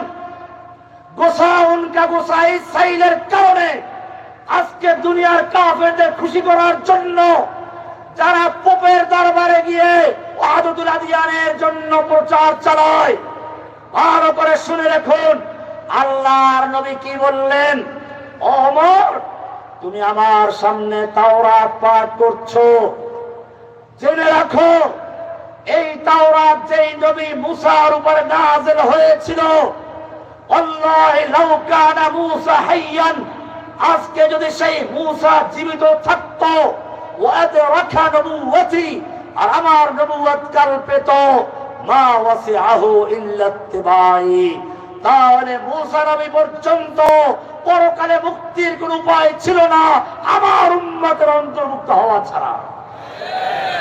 পরিষ্কার হয়ে গেল, ইসলাম আসার পরে অন্য যে কোনো ধর্ম যদি কোনো ব্যক্তি গ্রহণ করে, একজন মুসলিম তাকে সফল হবে, মুক্তি হবে, নাজাত হবে, এই কথা বিশ্বাস করতে পারে না। গোসাউন কা গোসা ইসরাইলের দল এখানে এসে গেছে। সেজন্য আল্লাহর রাসূলকে জিজ্ঞেস করা হলো, ইয়া রাসূলুল্লাহ, এই যে গোসাউন কা গোসা ইসরাইল ভাসমান খড়কুটার মতো, ময়লা আবর্জনার মতো, কচুরি পাতার মতো, ফেনার মতো হবে, এর কারণটা কি? আল্লাহর রাসূল বললেন, তোমাদের অন্তরে অহন ঢুকিয়ে দেবে। অহন কি বললেন? ওহানুন, অহন। সাহাবায়ে কেরাম প্রশ্ন করলেন, ওয়ামাল ওয়াহান ইয়া রাসূলুল্লাহ, হে আল্লাহর নবী মেহেরবানি করে বলুন অহন কি জিনিস, অহন কি জিনিস? ও যুবক, ভালো করে শুনে রেখো, আল্লাহর রাসূল সাল্লাল্লাহু আলাইহি ওয়াসাল্লাম বলছেন, হুব্বুদ দুনিয়া ওয়া কারাহিয়াতুল মাউত। অহন হচ্ছে দুইটা জিনিসের নাম। কয়টা জিনিসের নাম? হুব্বুদ দুনিয়া, দুনিয়ার প্রতি ভালোবাসা, দুনিয়ার প্রতি আকৃষ্ট হয়ে যাওয়া, দুনিয়ার মন্ত্রিত্ব পাওয়া, দুনিয়ার এমপি পাওয়া, দুনিয়ার বাড়ি গাড়ি, সুন্দরী নারী বিয়ে করা, দুনিয়ার ব্যবসা বাণিজ্য, দুনিয়ার সব কিছু তার কাছে পছন্দ হবে, প্রিয় হয়ে উঠবে। আল্লাহর রাস্তায় জীবন দিতে অস্বীকার করবে, অপছন্দ করবে। ও মুসলমান, আল্লাহর নবী বলেছেন তারা দুনিয়ার দিকে আকৃষ্ট হয়ে যাবে। কিভাবে মন্ত্রিত্ব পাওয়া যায়, এমপি পাওয়া যায়, কিভাবে দুনিয়ার কাফেরদেরকে খুশি করা যায়, কিভাবে ওদের সঙ্গে মিলেমিশে বন্ধুত্ব করা যায়। অকারাহিয়াতুল মাউত, ও সাহাবীরা, তোমরা যেরকম ভাবে আল্লাহর রাস্তায় জীবন দিতে খুশি হও, ওরা আল্লাহর রাস্তায় জীবন দিতে পছন্দ করবে না। আর সেজন্য নবীর জেহাদ গুলোকে, আয়াতগুলোকে পরিবর্তন করবে, জেহাদের আয়াতকে গণতন্ত্র দিয়ে ব্যাখ্যা করবে, জেহাদের আয়াতগুলোকে নফসের জেহাদ বলবে। আল্লাহর নবী বলেছেন, ও মুসলিম শুনে রেখো, ওয়ালা ওয়াদিতু আন উকতালা ফি সাবিলিল্লাহি সুম্মা উহিয়া সুম্মা উকতাল সুম্মা উহিয়া সুম্মা উকতাল। আমার মন চায় আমি আল্লাহর রাস্তায় যুদ্ধ করে শহীদ হয়ে যাই, আবার জীবিত হই, আবার শহীদ হই, আবার জীবিত হই, আবার শহীদ হই। যেই নবীর আগের পিছের সমস্ত গুনাহ ক্ষমা করা ছিল, কোরআন পরিষ্কার বলছে, লিয়াগফিরা লাকাল্লাহু মা তাকদ্দামা মিন যামবিকা ওয়া মা তাআখারা। হে নবী, আল্লাহ তাআলা আপনার আগের পিছের সমস্ত গুনাহ ক্ষমা করে দিয়েছেন। সেই নবী আল্লাহর রাস্তায় জীবন দেওয়ার জন্য বারবার আল্লাহর দরবারে আকাঙ্ক্ষা পেশ করছেন। মনে রাখতে হবে, আমি বলে থাকি, তোমার আমার চেয়ে নবীর চেহারা অনেক সুন্দর ছিল, তোমার আমার তাকওয়ার চেয়ে নবীর তাকওয়া অনেক বেশি ছিল, তোমার আমার তাহাজ্জুদের চেয়ে নবীর তাহাজ্জুদের পরিমাণ বেশি ছিল, তোমার আমার সালাত সিয়াম হজ যাকাতের চেয়ে নবীর হজ যাকাত বেশি ছিল, তোমার আমার মর্যাদা আল্লাহর কাছে যতটুকু, নবীর মর্যাদা তার চেয়ে কোটি কোটি গুণ বেশি ছিল।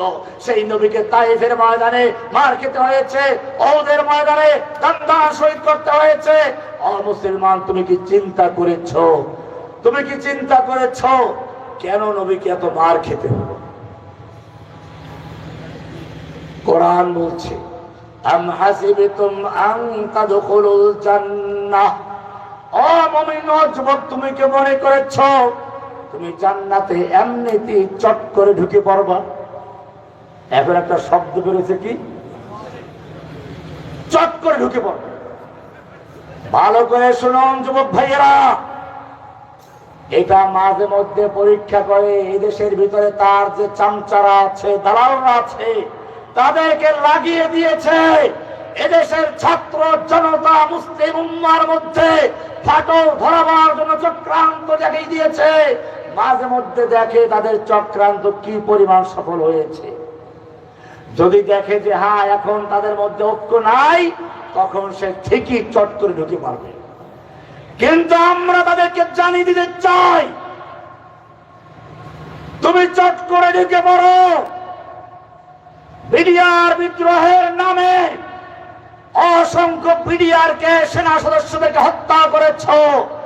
আমরা অপেক্ষায় আছি, তুমি কবে চট করে ঢুকে পড়বে। তোমাকে গ্রেফতার করে আদালতের বিচারের মাধ্যমে বিডিআর বিদ্রোহের নামে যাদের হত্যা করেছ তাদের বিচার করে তোমাকে ফাঁসির মঞ্চে ঝুলাবার জন্য তৈরি আছে। তুমি চট করে ঢুকে পড়ো। শাপলা চত্বরে রাতের অন্ধকারে বাতি বন্ধ করে দিয়ে হাজার হাজার তাওহীদি জনতার রক্তে সেদিন রাজপথ রঞ্জিত করেছ। এদেশের তাওহীদি জনতা তোমার জন্য অপেক্ষায় রয়েছে। তুমি চট করে কবে ঢুকে পড়বে? শাপলা শহীদদের হত্যার বিচার করে ফাঁসির মঞ্চে ঝুলাবার জন্য তাওহীদি জনতা অপেক্ষা করছে। তুমি চট করে ঢুকে পড়বে। তোমার অবৈধ স্বামীকে গুজরাটের কসাই, বাবরি মসজিদ হত্যাকারী সন্ত্রাসী নরেন্দ্র মোদীকে বাংলাদেশে আনতে গিয়ে ব্রাহ্মণবাড়িয়াতে হাটহাজারীতে অসংখ্য তালেবুল ইলমদের রক্ত ঝরিয়েছ। আমরা অপেক্ষায় আছি, তুমি কবে চট করে ঢুকে পড়বে। বাংলার জনগণ ব্রাহ্মণবাড়িয়ার হাটহাজারী শহীদদের বদলা আনিতে গিয়ে তোমার বিচার করে ফাঁসির মঞ্চে ঝুলাবার জন্য প্রস্তুত হয়ে আছে। তুমি চট করে ঢুকে পড়ো। জুলাই আগস্টে স্কুলের মাদ্রাসার 10 বছর 12 বছরের ছাত্র কচি কচি বাচ্চাদের প্রতি তোমার দয়া হলো না। তোমার শাসন ক্ষমতা টিকে রাখার জন্য বাচ্চাদের বুকে গুলি চালিয়েছ। একটা শিশু মানুষকে পানি খাওয়াবার জন্য পানি লাগবে বলে পানি বিতরণ করছিল, ওই যুবককেও তুমি গুলি করেছ। আসো, জুলাই আগস্টের শহীদদের বদলা নিতে গিয়ে তোমাকে ফাঁসির মঞ্চে ঝুলাবার জন্য এদেশের ছাত্র জনতা দীর্ঘ অপেক্ষায় বসে আছে। নারায়ে তাকবীর, লিল্লাহি তাকবীর, লিল্লাহি তাকবীর। ভাইরা আমার, ওই হাদিসের শেষে আমি একটা হাদিস নিয়ে আজকে আলোচনা করেছি। ওই হাদিসের শেষে আর একটা কথা আছে। যখন তোমাদের মধ্যে হুব্বুদ দুনিয়া ওয়া কারাহিয়াতুল মাউত ঢুকে যাবে, তোমাদের মধ্যে তোমাদের প্রতি আল্লাহ তাআলা যে কাফেরদের ভিতরে একটা ভয় ঢুকিয়ে দিয়েছেন, মহাবা রব ঢুকিয়েছেন, এটা উঠে যাবে। এই জন্য কোরআন বলছে ওয়াতাসিমু বিহাবলিল্লাহি জামিআ ওয়া লা তাফাররাকু। লা ইলাহা ইল্লাল্লাহর মাধ্যমে এতক্ষণ পর্যন্ত যেই রশিকে ধরতে বলা হয়েছে, দুই হাতে শক্তভাবে যেই রশিকে ধরতে বলা হয়েছে, আল্লাহ বলছেন হাবলুল্লাহিল মাতিন হুয়াল কোরআনুল আযীম। আল্লাহর কোরআনকে শক্তভাবে ধরতে হবে, বিচ্ছিন্নভাবে নয়। কোরআন বলছে বিহাবলিল্লাহি জামিআন, ঐক্যবদ্ধভাবে। এই জন্য কোরআন বলছে ওয়ালা তাতিউল্লাহ ওয়া রাসূলহু। এই যুবকেরা, খবরদার, আল্লাহর ইতাআত করবে, রাসূলের ইতাআত করবে, কিন্তু পরস্পর ওয়ালা তানাযাউ, পরস্পর ঝগড়া বিবাদে লিপ্ত হয়ো না। অমুকে মাদ্রাসায় পড়া, অমুকে স্কুলে পড়া, অমুকে জেনারেল শিক্ষিত, অমুকে আরবি শিক্ষিত। আজকে তোমরা দেখতে পাচ্ছ আমাদের ছাত্র জীবনে আমরা দেখেছি স্কুল সে ছাত্র আলাদা, মাদ্রাসা আলাদা, কিন্তু আলহামদুলিল্লাহ বর্তমানে সেই ভেদাভেদ ভুলে গিয়ে একসাথে মাদ্রাসার ছাত্র, স্কুলের ছাত্র, এমনকি ইংলিশ মিডিয়ামের ছাত্র পর্যন্ত মাদ্রাসার ছাত্রদের কাঁধে কাঁধ ধরে মাঠে নেমেছে। এটাই ইসলামের বিজয়ের লক্ষণ। ইনশাআল্লাহ যেদিন যুবকদের মধ্যে এই ঐক্য আরো মজবুত হবে, আল্লাহ বলছেন সেদিন ইনশাআল্লাহ ইসলামের বিজয়কে কেউ ঠেকিয়ে রাখতে পারবে না। ওয়ালা তাহিনু ওয়ালা তাহজানু ওয়া আনতুমুল আলাউনা ইন কুনতুম মুমিনিন। তোমাদের কোনো ভয় নেই, তোমাদের কোনো চিন্তা নেই, তোমরা হীনমন্য হইও না, তোমরা চিন্তান্বিত হইও না। ওয়া আনতুমুল আলাউনা, তোমরাই হবে বিজয়ী ইন কুনতুম মুমিনিন। শর্ত হচ্ছে কি? যদি সত্যিকার লা ইলাহা ইল্লাল্লাহ বলে মুমিন হতে পারে। আল্লাহ তাআলা বলছেন ওয়ালা তানাযাউ, খবরদার পরস্পরে ঝগড়া করো না, মতবিরোধ করো না। ফাতাফসালু, তাহলে জেনে রাখবে তোমরা দুর্বল হয়ে যাবে, তোমরা হীনমন্য হয়ে যাবে, ভীত হয়ে যাবে। ওয়া তাযহাবা রিহুকুম, দুশমনের অন্তরে যে তোমাদের প্রভাব আছে, তোমাদের প্রতি ভয় আছে, এই ভয়টা চলে যাবে। আজকে আমরা দেখতে পাচ্ছি যেই হিন্দুরা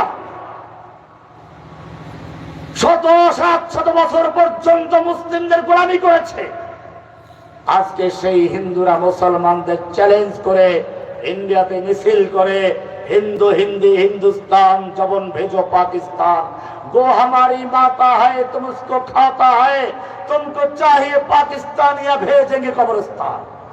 শুধু এ পর্যন্তই নয়, তাদের সাহস এত বেড়ে গেছে 18 কোটি তাওহীদি জনতার দেশে বাংলাদেশে ইসকন নামক এক সন্ত্রাসী সংগঠন দিনে দুপুরে আমাদের একজন মুসলিম ভাইকে পিটিয়ে মারার মতো দুঃসাহস দেখিয়েছে।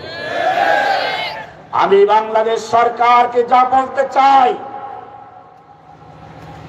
আওয়ামী দুঃশাসনের সময় আমাদের আলেমদেরকে, মুসলিম যুবকদেরকে নানা অজুহাতে জঙ্গি বানিয়ে, নিষিদ্ধ সংগঠনের সদস্য বানিয়ে গ্রেফতার করেছে। আমাদেরকে পায়ে রশি লাগিয়ে, উপরে পা ঝুলিয়ে, মাথা নিচের দিকে ঝুলিয়ে পিটিয়েছে, আমাদেরকে বেরি করে রেখেছে। আর এখন এই সন্ত্রাসী সংগঠন ইসকন বাংলাদেশে সন্ত্রাস করছে, এদের কিছু বলা হচ্ছে না। আমরা পরিষ্কার জানিয়ে দিচ্ছি, ইসকন নামক এই সন্ত্রাসী সংগঠনকে নিষিদ্ধ ঘোষণা করে, সন্ত্রাসী সন্ত্রাসগায়িত করে, এদের সকলকে গ্রেফতার করে অবিলম্বে এদের বিচার আওতায় আনা হোক। নতুবা ইনশাআল্লাহ টেকনাফ থেকে তেতুলিয়া পর্যন্ত যদি গণজোয়ার শুরু হয়, তাওহীদের জোয়ার শুরু হয়, ইসকন নয় শুধু, হাসিনা যেরকম পালিয়েছে, ইসকনের সদস্যরা, হাসিনার দোসররা বাংলাদেশ ছেড়ে একলাভে দিল্লি পালাতে বাধ্য হয়ে যাবে। আল্লাহু তাকবীর, আল্লাহু তাকবীর, দিল্লি না ঢাকা, দিল্লি না ঢাকা, মুক্তির রাজপথ, খিলাফত, খিলাফত, মুক্তির রাজপথ। পরিষ্কার আমাদের বার্তা হচ্ছে, ইসলাম আল্লাহর নবীর মাধ্যমে যেভাবে বিজয় হয়েছে, সাহাবায়ে কেরামদের মাধ্যমে যেভাবে বিভিন্ন দেশ বিজয় হয়েছে, বর্তমানেও যেভাবে এক একটি দেশ ইসলামের ছায়া তুলে আসছে, বাংলাদেশেও ইসলাম সেভাবেই আসবে। সেজন্য তোমাদের দুইটা কাজ করতে হবে। খবরদার, বারবার একই ভুল করা যাবে না। উল্টা পাল্টা খুচরা খুচরা দল করে কেউ তোমরা পাহাড়ে হিজরত করো, কেউ আবার ইমাম মাহাদির সেনাপতি বনে গেছে। ইমাম মাহাদি এসে গেছে, ইমাম মাহাদিকে পরিচয় করার জন্য ইমাম মাহমুদ এসে গেছে। আমি পরিষ্কার বলতে চাই, আল্লাহর নবী ভবিষ্যৎবাণী করেছেন, ইয়াকুনু ফি আখিরিজ জামানে দাজ্জালুন কাজ্জাবুন। ওহে যুবকেরা, ভালো করে শুনে রাখো, আল্লাহর নবী পরিষ্কার বলেছেন, আমার উম্মতের ক্রান্তি লগনের শেষ জামানায় অসংখ্য দাজ্জাল বের হবে, মিথ্যাবাদী বের হবে। কুল্লুহুম ইয়াতুনাকুম মিনাল হাদিস। তারা হাদিস বলবে। তারা কি বলবে? কেমন হাদিস বলবে? আমি জেলখানায় পেয়েছি ইমাম মাহমুদ, সে নাকি ইমাম মাহাদিকে পরিচয় করিয়ে দিবে। উত্তরবঙ্গে বের হয়ে গেছে, অনেক লোক তার কাছে বায়াত দিচ্ছে, নেটে গিয়ে দেখবে। কিছু লোক আমাদের ভালো বড় ছেলে পেলেছিল, তারাও সেই খপ্পরে পড়ে গেছে। হাদিস বানায়। আমি জিজ্ঞেস করা হাদিসগুলো কোথায় পেয়েছে, ও তো হাদিস পড়তেও জানে না। এটা কিতাবুল ফেরদাউসে আছে। কিসে আছে? এই কথা আল্লাহ নবী বলেছেন, এরকম যে বলবে, শুনুন ভালো করে। মিশকাতের ভিতরে হাদিসগুলো আছে। ইয়াতুনাকুম মিনাল আহাদিস। তারা এমন কিছু নতুন নতুন হাদিস তৈরি করবে, বানাবে। হাদিস বানাবার ফ্যাক্টরি গুগল। বাংলায় হাদিস লিখে আরবি অনুবাদে পাঠিয়ে দাও, হাদিস হয়ে চলে আসবে। গুগলের হাদিস, নবীর হাদিস না। কার হাদিস? শায়েখ গুগলের হাদিস। এই শায়েখ গুগল হাদিস বানাই দেয়। ওদের কাছে শায়েখ গুগলের হাদিস আছে। ওই হাদিসে দেখলাম লেখা আছে বেলাল ইবনে বারা, মানে বেলালের বাপের নাম কি তাও জানে না। ইয়াতুনাকুম মিনাল আহাদিস। ওরা তোমাদের কাছে এমন এমন হাদিস নিয়ে আসবে, মা লাম তাসমাউ আনতুম ওয়ালা আবাউকুম। যেই হাদিস কোনদিন তোমরাও শুনো নাই, তোমাদের বাপ দাদাও শুনে নাই। নতুন নতুন হাদিস বুখারীতে নাই, মুসলিমে হাদিসের কোনো কিতাবে নাই। নতুন করে তারা বানাবে। আল্লাহ বলছেন, ফাইয়াকুম ওয়াইয়াহুম লা ইউদিল্লুনাকুম ওয়া লা ইফতিনুনাকুম। খবরদার, খবরদার, তোমরা তাদের থেকে দূরে থাকো, তাদেরকে তোমাদের থেকে দূরে রাখো। তোমরা তাদের কাছে যাবে না, তাদেরকে তোমাদের এলাকায় ঢুকতে দেবে না। যদি এরকম কোন ফিতনা নিয়ে কেউ ঢুকে ওদের গ্রেফতার করে উত্তম মাধ্যম দিয়ে তারপরে প্রয়োজনে কবরে পাঠিয়ে দাও। ক্যান্সারের চিকিৎসা মলম দিলে কাজ হয় না। পরিষ্কার বার্তা। কেউ পাহাড়ে হিজরত করে গেছে। কে তোমাকে হিজরত করতে বলেছে? পাহাড়ে কোন আলেম বলেছে? জেনে রাখবে, ওলামায়ে কেরাম তাদের ছাত্র জীবন থেকে বুড়া হওয়া পর্যন্ত ইসলামের খেদমত করে। তাদের মূল্যায়ন করো, তাদের সম্মান বুঝো। তোমার মতের সঙ্গে মিলল না বলে দিলে মুনাফিক হয়ে গেছে, অমুকে মুরতাদ হয়ে গেছে। এসব ফতুয়া বাদ দাও। চিংড়ি মাছ যখন পচে তখন মাথার দিক থেকে পচা শুরু হয়, কারণ চিংড়ি মাছের মাথায় পায়খানা থাকে। ও সামনে যখন আগায় তখন আস্তে আস্তে আগায়, ধাক্কা খেলে এক ধাক্কায় পিছনে চলে যায়। বিশেষ করে জেনারেল ভাইদেরকে বলবো, তোমরা ইসলামে নতুন করে এসেছে, ইসলামকে ভালো করে শিখো, ওলামায়ে কেরামদের মর্যাদা জানো, তাদের নেতৃত্ব ঐক্যবদ্ধ হও। জেনে রাখবে, যে কোনো আন্দোলন সফল হতে হলে তিনটা জিনিসের প্রয়োজন: আলেমদের নেতৃত্ব, যুবকের রক্ত, ধনীদের অর্থ। এই মাহফিল করতেও তো অর্থ লেগেছে, তাই না? অর্থ না হলে কেমনে চলবে? একজন ওসমান লাগবে, আলী লাগবে, হামজা লাগবে। আর এই তিন শক্তি মিলে ইনশাআল্লাহ আন্দোলন সফল হবে। সেজন্য তোমাদের বলবো, আরো একটা ফিতনা বর্তমান বড় আকারে দেখা দিয়েছে, আহলে কোরআন। আমি কত কথা বলবো, অনেক সময় হয়ে গেছে, ওলামায়ে কেরামদের সঙ্গে বেয়াদবি হচ্ছে। আহলে কোরআন নামক একটা ফিতনা শুরু হয়েছে। এদের কথাগুলো সুন্দর লাগে, কোরআন মানবে, হাদিস দরকার কি? জেনে রেখো, কোরআনের 33টা আয়াত আছে, আতিউল্লাহ ওয়া আতিউর রাসূল, আনুগত্য করো আল্লাহ, আনুগত্য করো রাসূলের। এটা এরকম অল্প কথায় বলছি। আল্লাহ কোরআনে বলেছেন আকিমুস সালাত, সালাত কায়েম করো।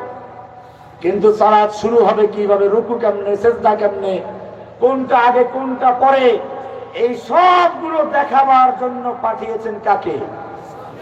রাসূল। রাসূল সাল্লাল্লাহু আলাইহি ওয়াসাল্লাম যেভাবে সালাত আদায় করেছেন ওটাই আকিমুস সালাতের ব্যাখ্যা, ওটাই হাদিসে আছে। এই কারণে কোরআন বলছে রাসূলের দায়িত্ব হচ্ছে ইয়াতলু আলাইহিম আয়াতিহি, একদিকে আল্লাহর আয়াত তেলাওয়াত করে শোনাবে, আর পরে কি করবে? ওয়া ইউআল্লিমুহুমুল কিতাব ওয়াল হিকমা, কিতাব ও হিকমতের তালিম দিবেন। আমি জিজ্ঞেস করতে চাই, আল্লাহর নবী সাহাবায়ে কিরামদেরকে যে তালিম দিয়েছিলেন, তালিম দিয়েছেন, সেই তালিমটা কোথায় আছে? যদি বলো ওইটাই কোরআন, তো তালিমের কি দরকার? তেলাওয়াতে কোরআন তো আগেই আছে। তালিমের কিতাবটাই হচ্ছে হাদিস, আল্লাহর নবী যা শিক্ষা দিয়েছেন। কোরআন আরো সুন্দর করে বলেছে, মাইয়ুতিহির রাসূল ফাকাদ আতা আল্লাহ, যেই ব্যক্তি রাসূলের আনুগত্য করলো সে আল্লাহর আনুগত্য করলো। কোরআন আরো বলছে, কুল ইন কুনতুম তুহিব্বুনাল্লাহ ফাত্তাবিউনি, যদি তুমি সত্যিকার আল্লাহকে ভালোবাসতে চাও আমার ইত্তেবা করো, আনুগত্য করো। ইত্তেবা কাকে বলে? আগে একজন চলে, পায়ের নিশানা দেখে অনুসরণ করাকে বলে ইত্তেবা। তার মানে আল্লাহর নবী যেই কাজ যেভাবে দেখিয়েছেন। একজন ডাক্তার, সে 5 বছর পর্যন্ত ডাক্তারি বই পড়লো, আবার তাকে কেন ইন্টার্নি করতে হয়, প্র্যাকটিক্যাল কেন করতে হয়? বই পড়ে অপারেশন করা শুরু করে দিবে।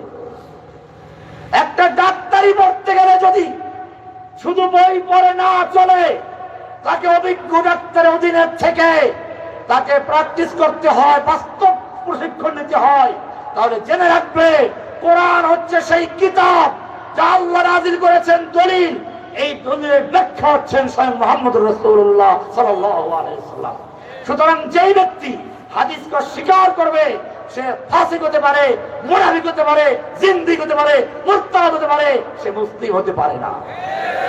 এটা পরিষ্কার মনে রাখতে হবে। এইসব ফিতনা শুরু হয়ে গেছে। সব ফিতনার মোকাবেলা করে আল্লাহর আনুগত্য, রাসূল আনুগত্যের মাধ্যমে, ওলামায়ে কেরামদের নেতৃত্বের মাধ্যমে সমস্ত খুচরা মুচরা দল দলাদি বাদ দিয়ে ঐক্যবদ্ধ আন্দোলন করতে হবে। জেনে রাখবে সূরা হাদীদে আল্লাহ তাআলা দুইটা পথ দেখিয়েছে। একটা হচ্ছে লাকাদ আরসালনা রুসুলানা বিল বাইয়িনাত ওয়া আনজালনা মাআহুমুল কিতাবা ওয়াল মিজান লিয়াকুমান নাসু বিল কিসত। কিতাবের মাধ্যমে মানুষের মধ্যে তাওহীদের জাগরণ তৈরি করতে হবে। আল্লাহর নবী যেভাবে মক্কায় তাওহীদের দাওয়াত দিয়েছেন, ঘরে ঘরে দাওয়াত পৌঁছিয়েছেন, মেলায় গেছেন, বিভিন্ন গোত্রে গেছেন, মদিনা পর্যন্ত তাওহীদের সায়লাব চলেছে, ঠিক এরকম ভাবে বাংলাদেশের প্রত্যেকটা মানুষ অন্তরে তাওহীদের বীজ বপন করে দাও। জেনে রাখবে আল্লাহর নবী মক্কায় থাকা অবস্থায় আবু বকর, ওমর, ওসমান, হামজা, ওমরের মতো লোক আল্লাহর নবীর সঙ্গে আছে। ইচ্ছে করলে রাতের অন্ধকারে কতগুলো মূর্তি ভাঙতে পারতেন, ঠিক কিনা? খানায় কাবা এবং তার আশপাশে 360টা মূর্তি, 8-10টা ভাঙা করে ব্যাপারই ছিল না। ভেঙেছিলেন? কেন ভাঙেন নাই? ও যুবক, তুমি হয়তো বলবে সাহাবাদের ঈমান দুর্বল ছিল না, বলতে পারো, বলে ফেলে অনেকে যে আলেমদের ঈমান দুর্বল, এতে তারা হবে না। রহমানিও জেলখানা থেকে বেরোয় দুর্বল হয়ে গেছে। ও যুবক, ভালো করে বুঝো, আল্লাহর নবীর ঈমান দুর্বল ছিল না, সাহাবায়ে কেরামদের ঈমান দুর্বল ছিল না। এমন সন্দেহ যদি কর, তোর নিজের ঈমান থাকবে না। মনে রাখতে হবে, আল্লাহর নবী দেখলেন আমি যদি এখন মক্কায় 2-4টা মূর্তি ভাঙি আমার কোনো লাভ নেই, আজকে ভাঙবো, কালকে আরো শক্ত করে বানাবে। সেজন্য আমার কাজ হচ্ছে এই ইটের পাথরের মূর্তি নয়, মানুষের অন্তরে তাওহীদের বীজ বপন করে মূর্তির বিরুদ্ধে এমন ঘৃণা তৈরি করতে হবে যেন আমার আর ভাঙ্গা না লাগে। ওই ছাত্ররা যেরকম ভাবে একদিনে সারা বাংলাদেশের রাস্তার মোড়ে মোড়ে ঘরে ঘরে যত মূর্তি ছিল একদিনে সব সাফাই করে ফেলেছে। এটাই ইসলামের শিক্ষা। উলাইকা কাতাবা ফি কুলুবিহিমুল ঈমান।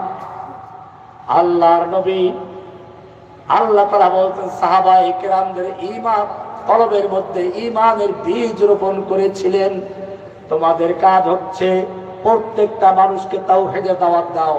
স্কুলে, কলেজে, গার্মেন্টসে, দোকানে, সব জায়গায় একটা বিপ্লব তৈরি করো, তাওহীদের বিপ্লব। এরপরে 2 নম্বরে কাজ হবে, এই ছাত্ররা যেরকম ভাবে একটা অভ্যুত্থান তৈরি করেছে, তোমাদেরকে একটা গণ অভ্যুত্থানের দিকে যেতে হবে। জেনে রাখবে, বিভিন্ন কারণে, ভৌগোলিক কারণে হোক, যে কোনো কারণে হোক, আমাদের খুচরা খুচরা কোনো কিছু করে ইসলাম কায়েম করা সম্ভব এখানে নয়। আল্লাহ সাহায্য করবেন, কিন্তু শর্ত আছে। আল্লাহই বলেছেন ওয়াইদু লাহুম মাসতাতাতুম মিন কুওয়া, তোমরা ওদের মোকাবেলা করার জন্য শক্তি অর্জন করো। শক্তি আমির রিবাতিল খাইল, ঘোড়া প্রস্তুত রাখো। তুরহিবুনা বিহি আদুল্লাহি ওয়া আদুওয়াকুম, যার মাধ্যমে তোমরা তোমাদের শত্রু এবং আল্লাহর শত্রুদের কলিজার মধ্যে ভয় এবং ত্রাসের সৃষ্টি করবে। কে বলেছেন? ওদের কলিজার মধ্যে ভয় ঢুকাতে হবে, ত্রাস সৃষ্টি করতে হবে। কে বলেছেন? তুরহিবুনা বিহি আদুল্লাহি ওয়া আদুওয়াকুম। আজ মনে রাখতে হবে, একজন মুমিন মানে পাকা মুমিন, পাকা সন্ত্রাসী। কে বলেছেন? তবে সন্ত্রাসী ওদের অর্থে না। আল্লাহ কোরআনে পরিষ্কার বলেছেন ওয়াইদু লাহুম মাসতাতাতুম মিন কুওয়া, শক্তি অর্জন করো। আর আয়াতে বলেছেন ওয়ালাউ আরাদুল খুরুজা, যদি ওরা সত্যিকার অর্থে আল্লাহর দ্বীনের জন্য, আল্লাহর রাস্তায় যুদ্ধ করার জন্য বের হওয়ার ইচ্ছা থাকতো, লা আ'আদ্দু লাহু উদ্দা, তারা অবশ্যই তারা প্রস্তুতি গ্রহণ করত। কাজে মনে রাখতে হবে, হিন্দুরা ইসকন সদস্য হয়ে ওরা যুদ্ধের প্রশিক্ষণ নিচ্ছে, তাতে কোনো বাধা নেই। আর যদি দেশের তাওহীদি জনতা একটু ব্যায়াম করে তাহলেও নাকি জঙ্গি হয়ে যায়। আমি তোমাদের পরিষ্কার বলি, প্রশিক্ষণ নেওয়ার হুকুম করেছেন কে?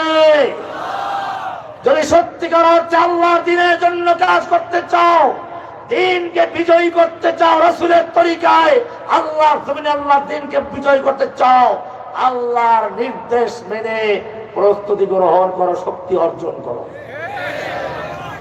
দুটো কাজ, একটা হচ্ছে দাওয়াত, আর একটা যেটা পরে ওই আয়াতে আছে, ওয়ানজালনাল হাদীদ ফীহি বাসুন শাদীদ ওয়া মানাফিউ লিন-নাস ওয়া লিয়া'লামাল্লাহু মান ইয়ানসুরু ওয়া রাসূলুহু বিল গায়ব। আয়াতটা সূরা হাদীদের দেখে নিও। অনেক কথা হয়ে গেছে। আলোচ্য বিষয় ছিল মূল একটা হাদিসকে কেন্দ্র করে। বর্তমান বিশ্বে মুসলিমদের অবস্থা, সব জায়গায় মার খাচ্ছে। কেন মার খাচ্ছে? যে ইহুদিরা ওমর বিন খাত্তাবের যুগে যখন বহিষ্কার করালো খয়বর থেকে, ওমরের দরবারে হাত জোর করে প্রার্থনা করছে, ওমর তুমি কেন আমাদের বহিষ্কার করছো? আমরা তোমাদের কৃষি কাজ করি, খেজুরের বাগানে কাজ করি, তোমাদের নবী তোমাদের এই কাজ দিয়ে গেছেন, আমাদের বহিষ্কার করছে কেন? আমরা তোমাদের কাজ করি, কৃষি কাজ করি, গোলামি করি, শ্রমিকের কাজ করি, ফসল যার অর্ধেক নেই, কেন বহিষ্কার করছে? ওমর বিন খাত্তাব কি বলেছিলেন? আল্লাহর দুশমন। সেদিন আল্লাহর নবী যা বলেছিলেন আমার অক্ষরে অক্ষরে মনে আছে। আল্লাহর নবী সেদিন বলেছিলেন, আমি তোমাদেরকে খয়বরে ঠিক সে পর্যন্ত থাকতে দিব যে পর্যন্ত আল্লাহর মঞ্জুর করেন। এরপরে তিনি বলেছিলেন, সেদিন বেশি দেরি নয়, যেদিন তোদেরকে খয়বর থেকে উৎখাত করা হবে, বহিষ্কার করা হবে, এবং তোদেরকে এত দূরে যেতে হবে, যেতে যেতে তোদের উটগুলো ক্লান্ত হয়ে যাবে। আজকে সেদিন এসেছে, কোথায় পালাবি পালা, খয়বরে থাকার কোনো জায়গা তোর হবে না। সেই হিন্দুরা, সেই ইহুদিরা আজকে মুসলমানদের অত্যাচার করছে, হত্যা করছে, আক্রমণ বাড়িঘর বিধ্বস্ত করছে। এত বড় সাহস আসলো থেকে? আমাদের বুঝতে হবে আমাদের সম্পর্ক কার সাথে। সেইখানে দুর্বল হয়ে গেছে, হাত ছুটে গেছে। আমরা কুফফারদের আদর্শে বিশ্বাস করি, ওদের কাছে সম্মান মর্যাদা চাই। আল্লাহ বলছেন, আয়াবতাগুনা ইনদাহুল ইজ্জা ফাইন্নাল ইজ্জাতা লিল্লাহি জামিআ। ইজ্জত সম্মানের মালিক কে?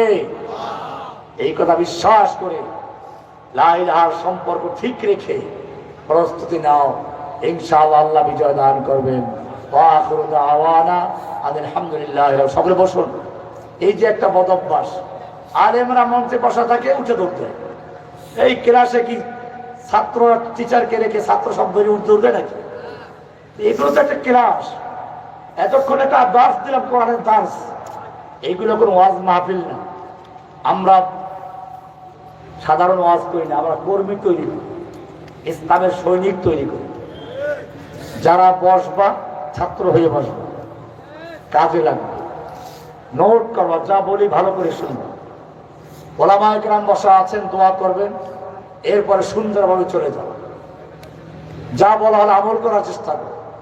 এই যে উঠে দৌড়তে হবে, এগুলো বাদ দাও। আমি দূর থেকে এসেছি, এই ওলামায়ে কেরাম আমরা তোমাদের চেয়ে বয়স অনেক বেশি, তারা বসে আছে, তোমরা উঠে দৌড়তে, এটাকে বেয়াদবি না? ইনশাআল্লাহ আমরা আদব শিখবো। আমাদের মাহফিল গুলো যেন বাংলাদেশের একটা আদর্শে মাহফিল হয়ে যায়। আমাদের প্রত্যেকটা শ্রোতা যেন এক একটা দিনের সৈনিক হয়ে যায়। আমরা সেজন্যই বয়ান করি। আমি প্রায় বলে থাকি, তোমাদের পরিচয় জানো আগে, তোমরা কারা। লা তাসালনি মান আনা, পরিষ্কার জানিয়ে দাও, আমাকে জিজ্ঞেস করো আমি কে। আনা মিন জুনদিস সামা, আমি আসমানের সৈনিক। আমি কোথায় সৈনিক? আল্লাহ তাআলা আমাদের সকলকে আল্লাহর সৈনিক হওয়ার তৌফিক দান করুন, আমিন। আল্লাহর দ্বীনের জন্য প্রয়োজনে আমাদের জান মাল সহ সবকিছু লুটিয়ে দিয়ে আল্লাহর দ্বীনকে বিজয়ী করার তৌফিক দান করেন, আমিন। দোয়া করবেন। এরপরে আর কি আছে অনুষ্ঠান?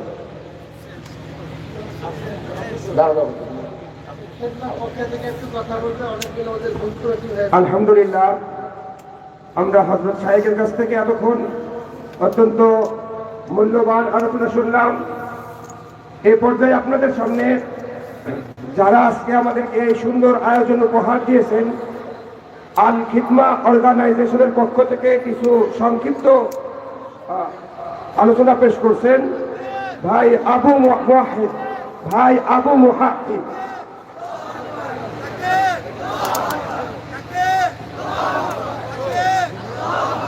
আসসালামু আলাইকুম ওয়া রাহমাতুল্লাহ। আল খিদমা অর্গানাইজেশনের পক্ষ থেকে আমি এখানে কথা বলতে এসেছি দুইটা বিষয়ে। একটা বিষয় হচ্ছে যে সর্বপ্রথম আমি স্টেজে থাকা আমাদের সম্মানিত উলামায়ে কিরামদের প্রতি উলামায়ে কিরামদের কাছে ক্ষমা চেয়ে নিচ্ছি আমাদের ব্যবস্থাপনা ত্রুটির কারণে। যেহেতু এইটা আমাদের প্রথম আয়োজনে আমাদের বিভিন্ন ভুল ত্রুটি হয়ে গেছে এবং আমরা এখানে ব্যানারে নাম দিয়েছি সেটাও আমরা সিরিয়াল মেনটেন করে দিতে পারি নাই। তো এই জন্য সর্বপ্রথমে আমি আমাদের সম্মানিত উলামায়ে কিরামদের কাছে ক্ষমা চেয়ে নিচ্ছি আল খিদমা অর্গানাইজেশনের পক্ষ থেকে। এবং দ্বিতীয়ত আপনারা যারা দূর দূরান্ত থেকে আজকের মাহফিল শাইখের আলোচনা শুনতে এসেছেন, আপনাদের জন্য হয়তো আমরা সুন্দরভাবে বসার ব্যবস্থা এগুলোর আঞ্জাম দিতে পারিনি।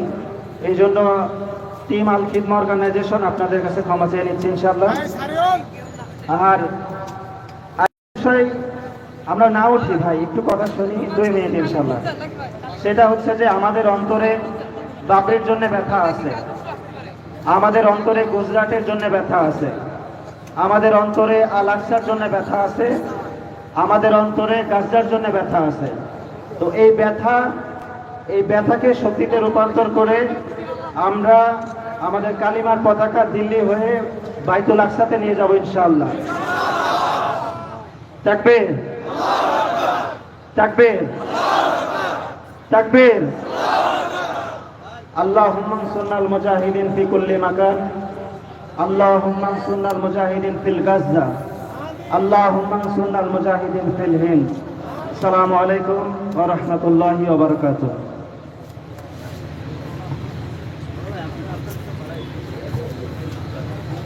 এই পর্যায়ে আপনাদের সামনে সংক্ষিপ্ত আলোচনা পেশ করবেন আজকের এই মাহফিলের সভাপতি এবং আশরাফুল উলুম মাদ্রাসার মহাপরিচালক হাফেজ মাওলানা আবু দাউদ সাহেব দামাত বারাকাতুহুল আলিয়া।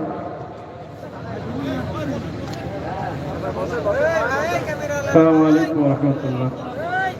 রাত অনেক হয়ে গেছে, আলহামদুলিল্লাহ অনেক আলোচনা হয়েছে, হুজুর অনেক গুরুত্বপূর্ণ আলোচনা করেছেন এবং যে সমস্ত ওলামায়ে কেরাম আলোচনা করেছেন আমরা এগুলোর উপর আমল করার জন্য চেষ্টা করব। আল্লাহ পাক আমাদের সবাইকে তৌফিক দান করেন।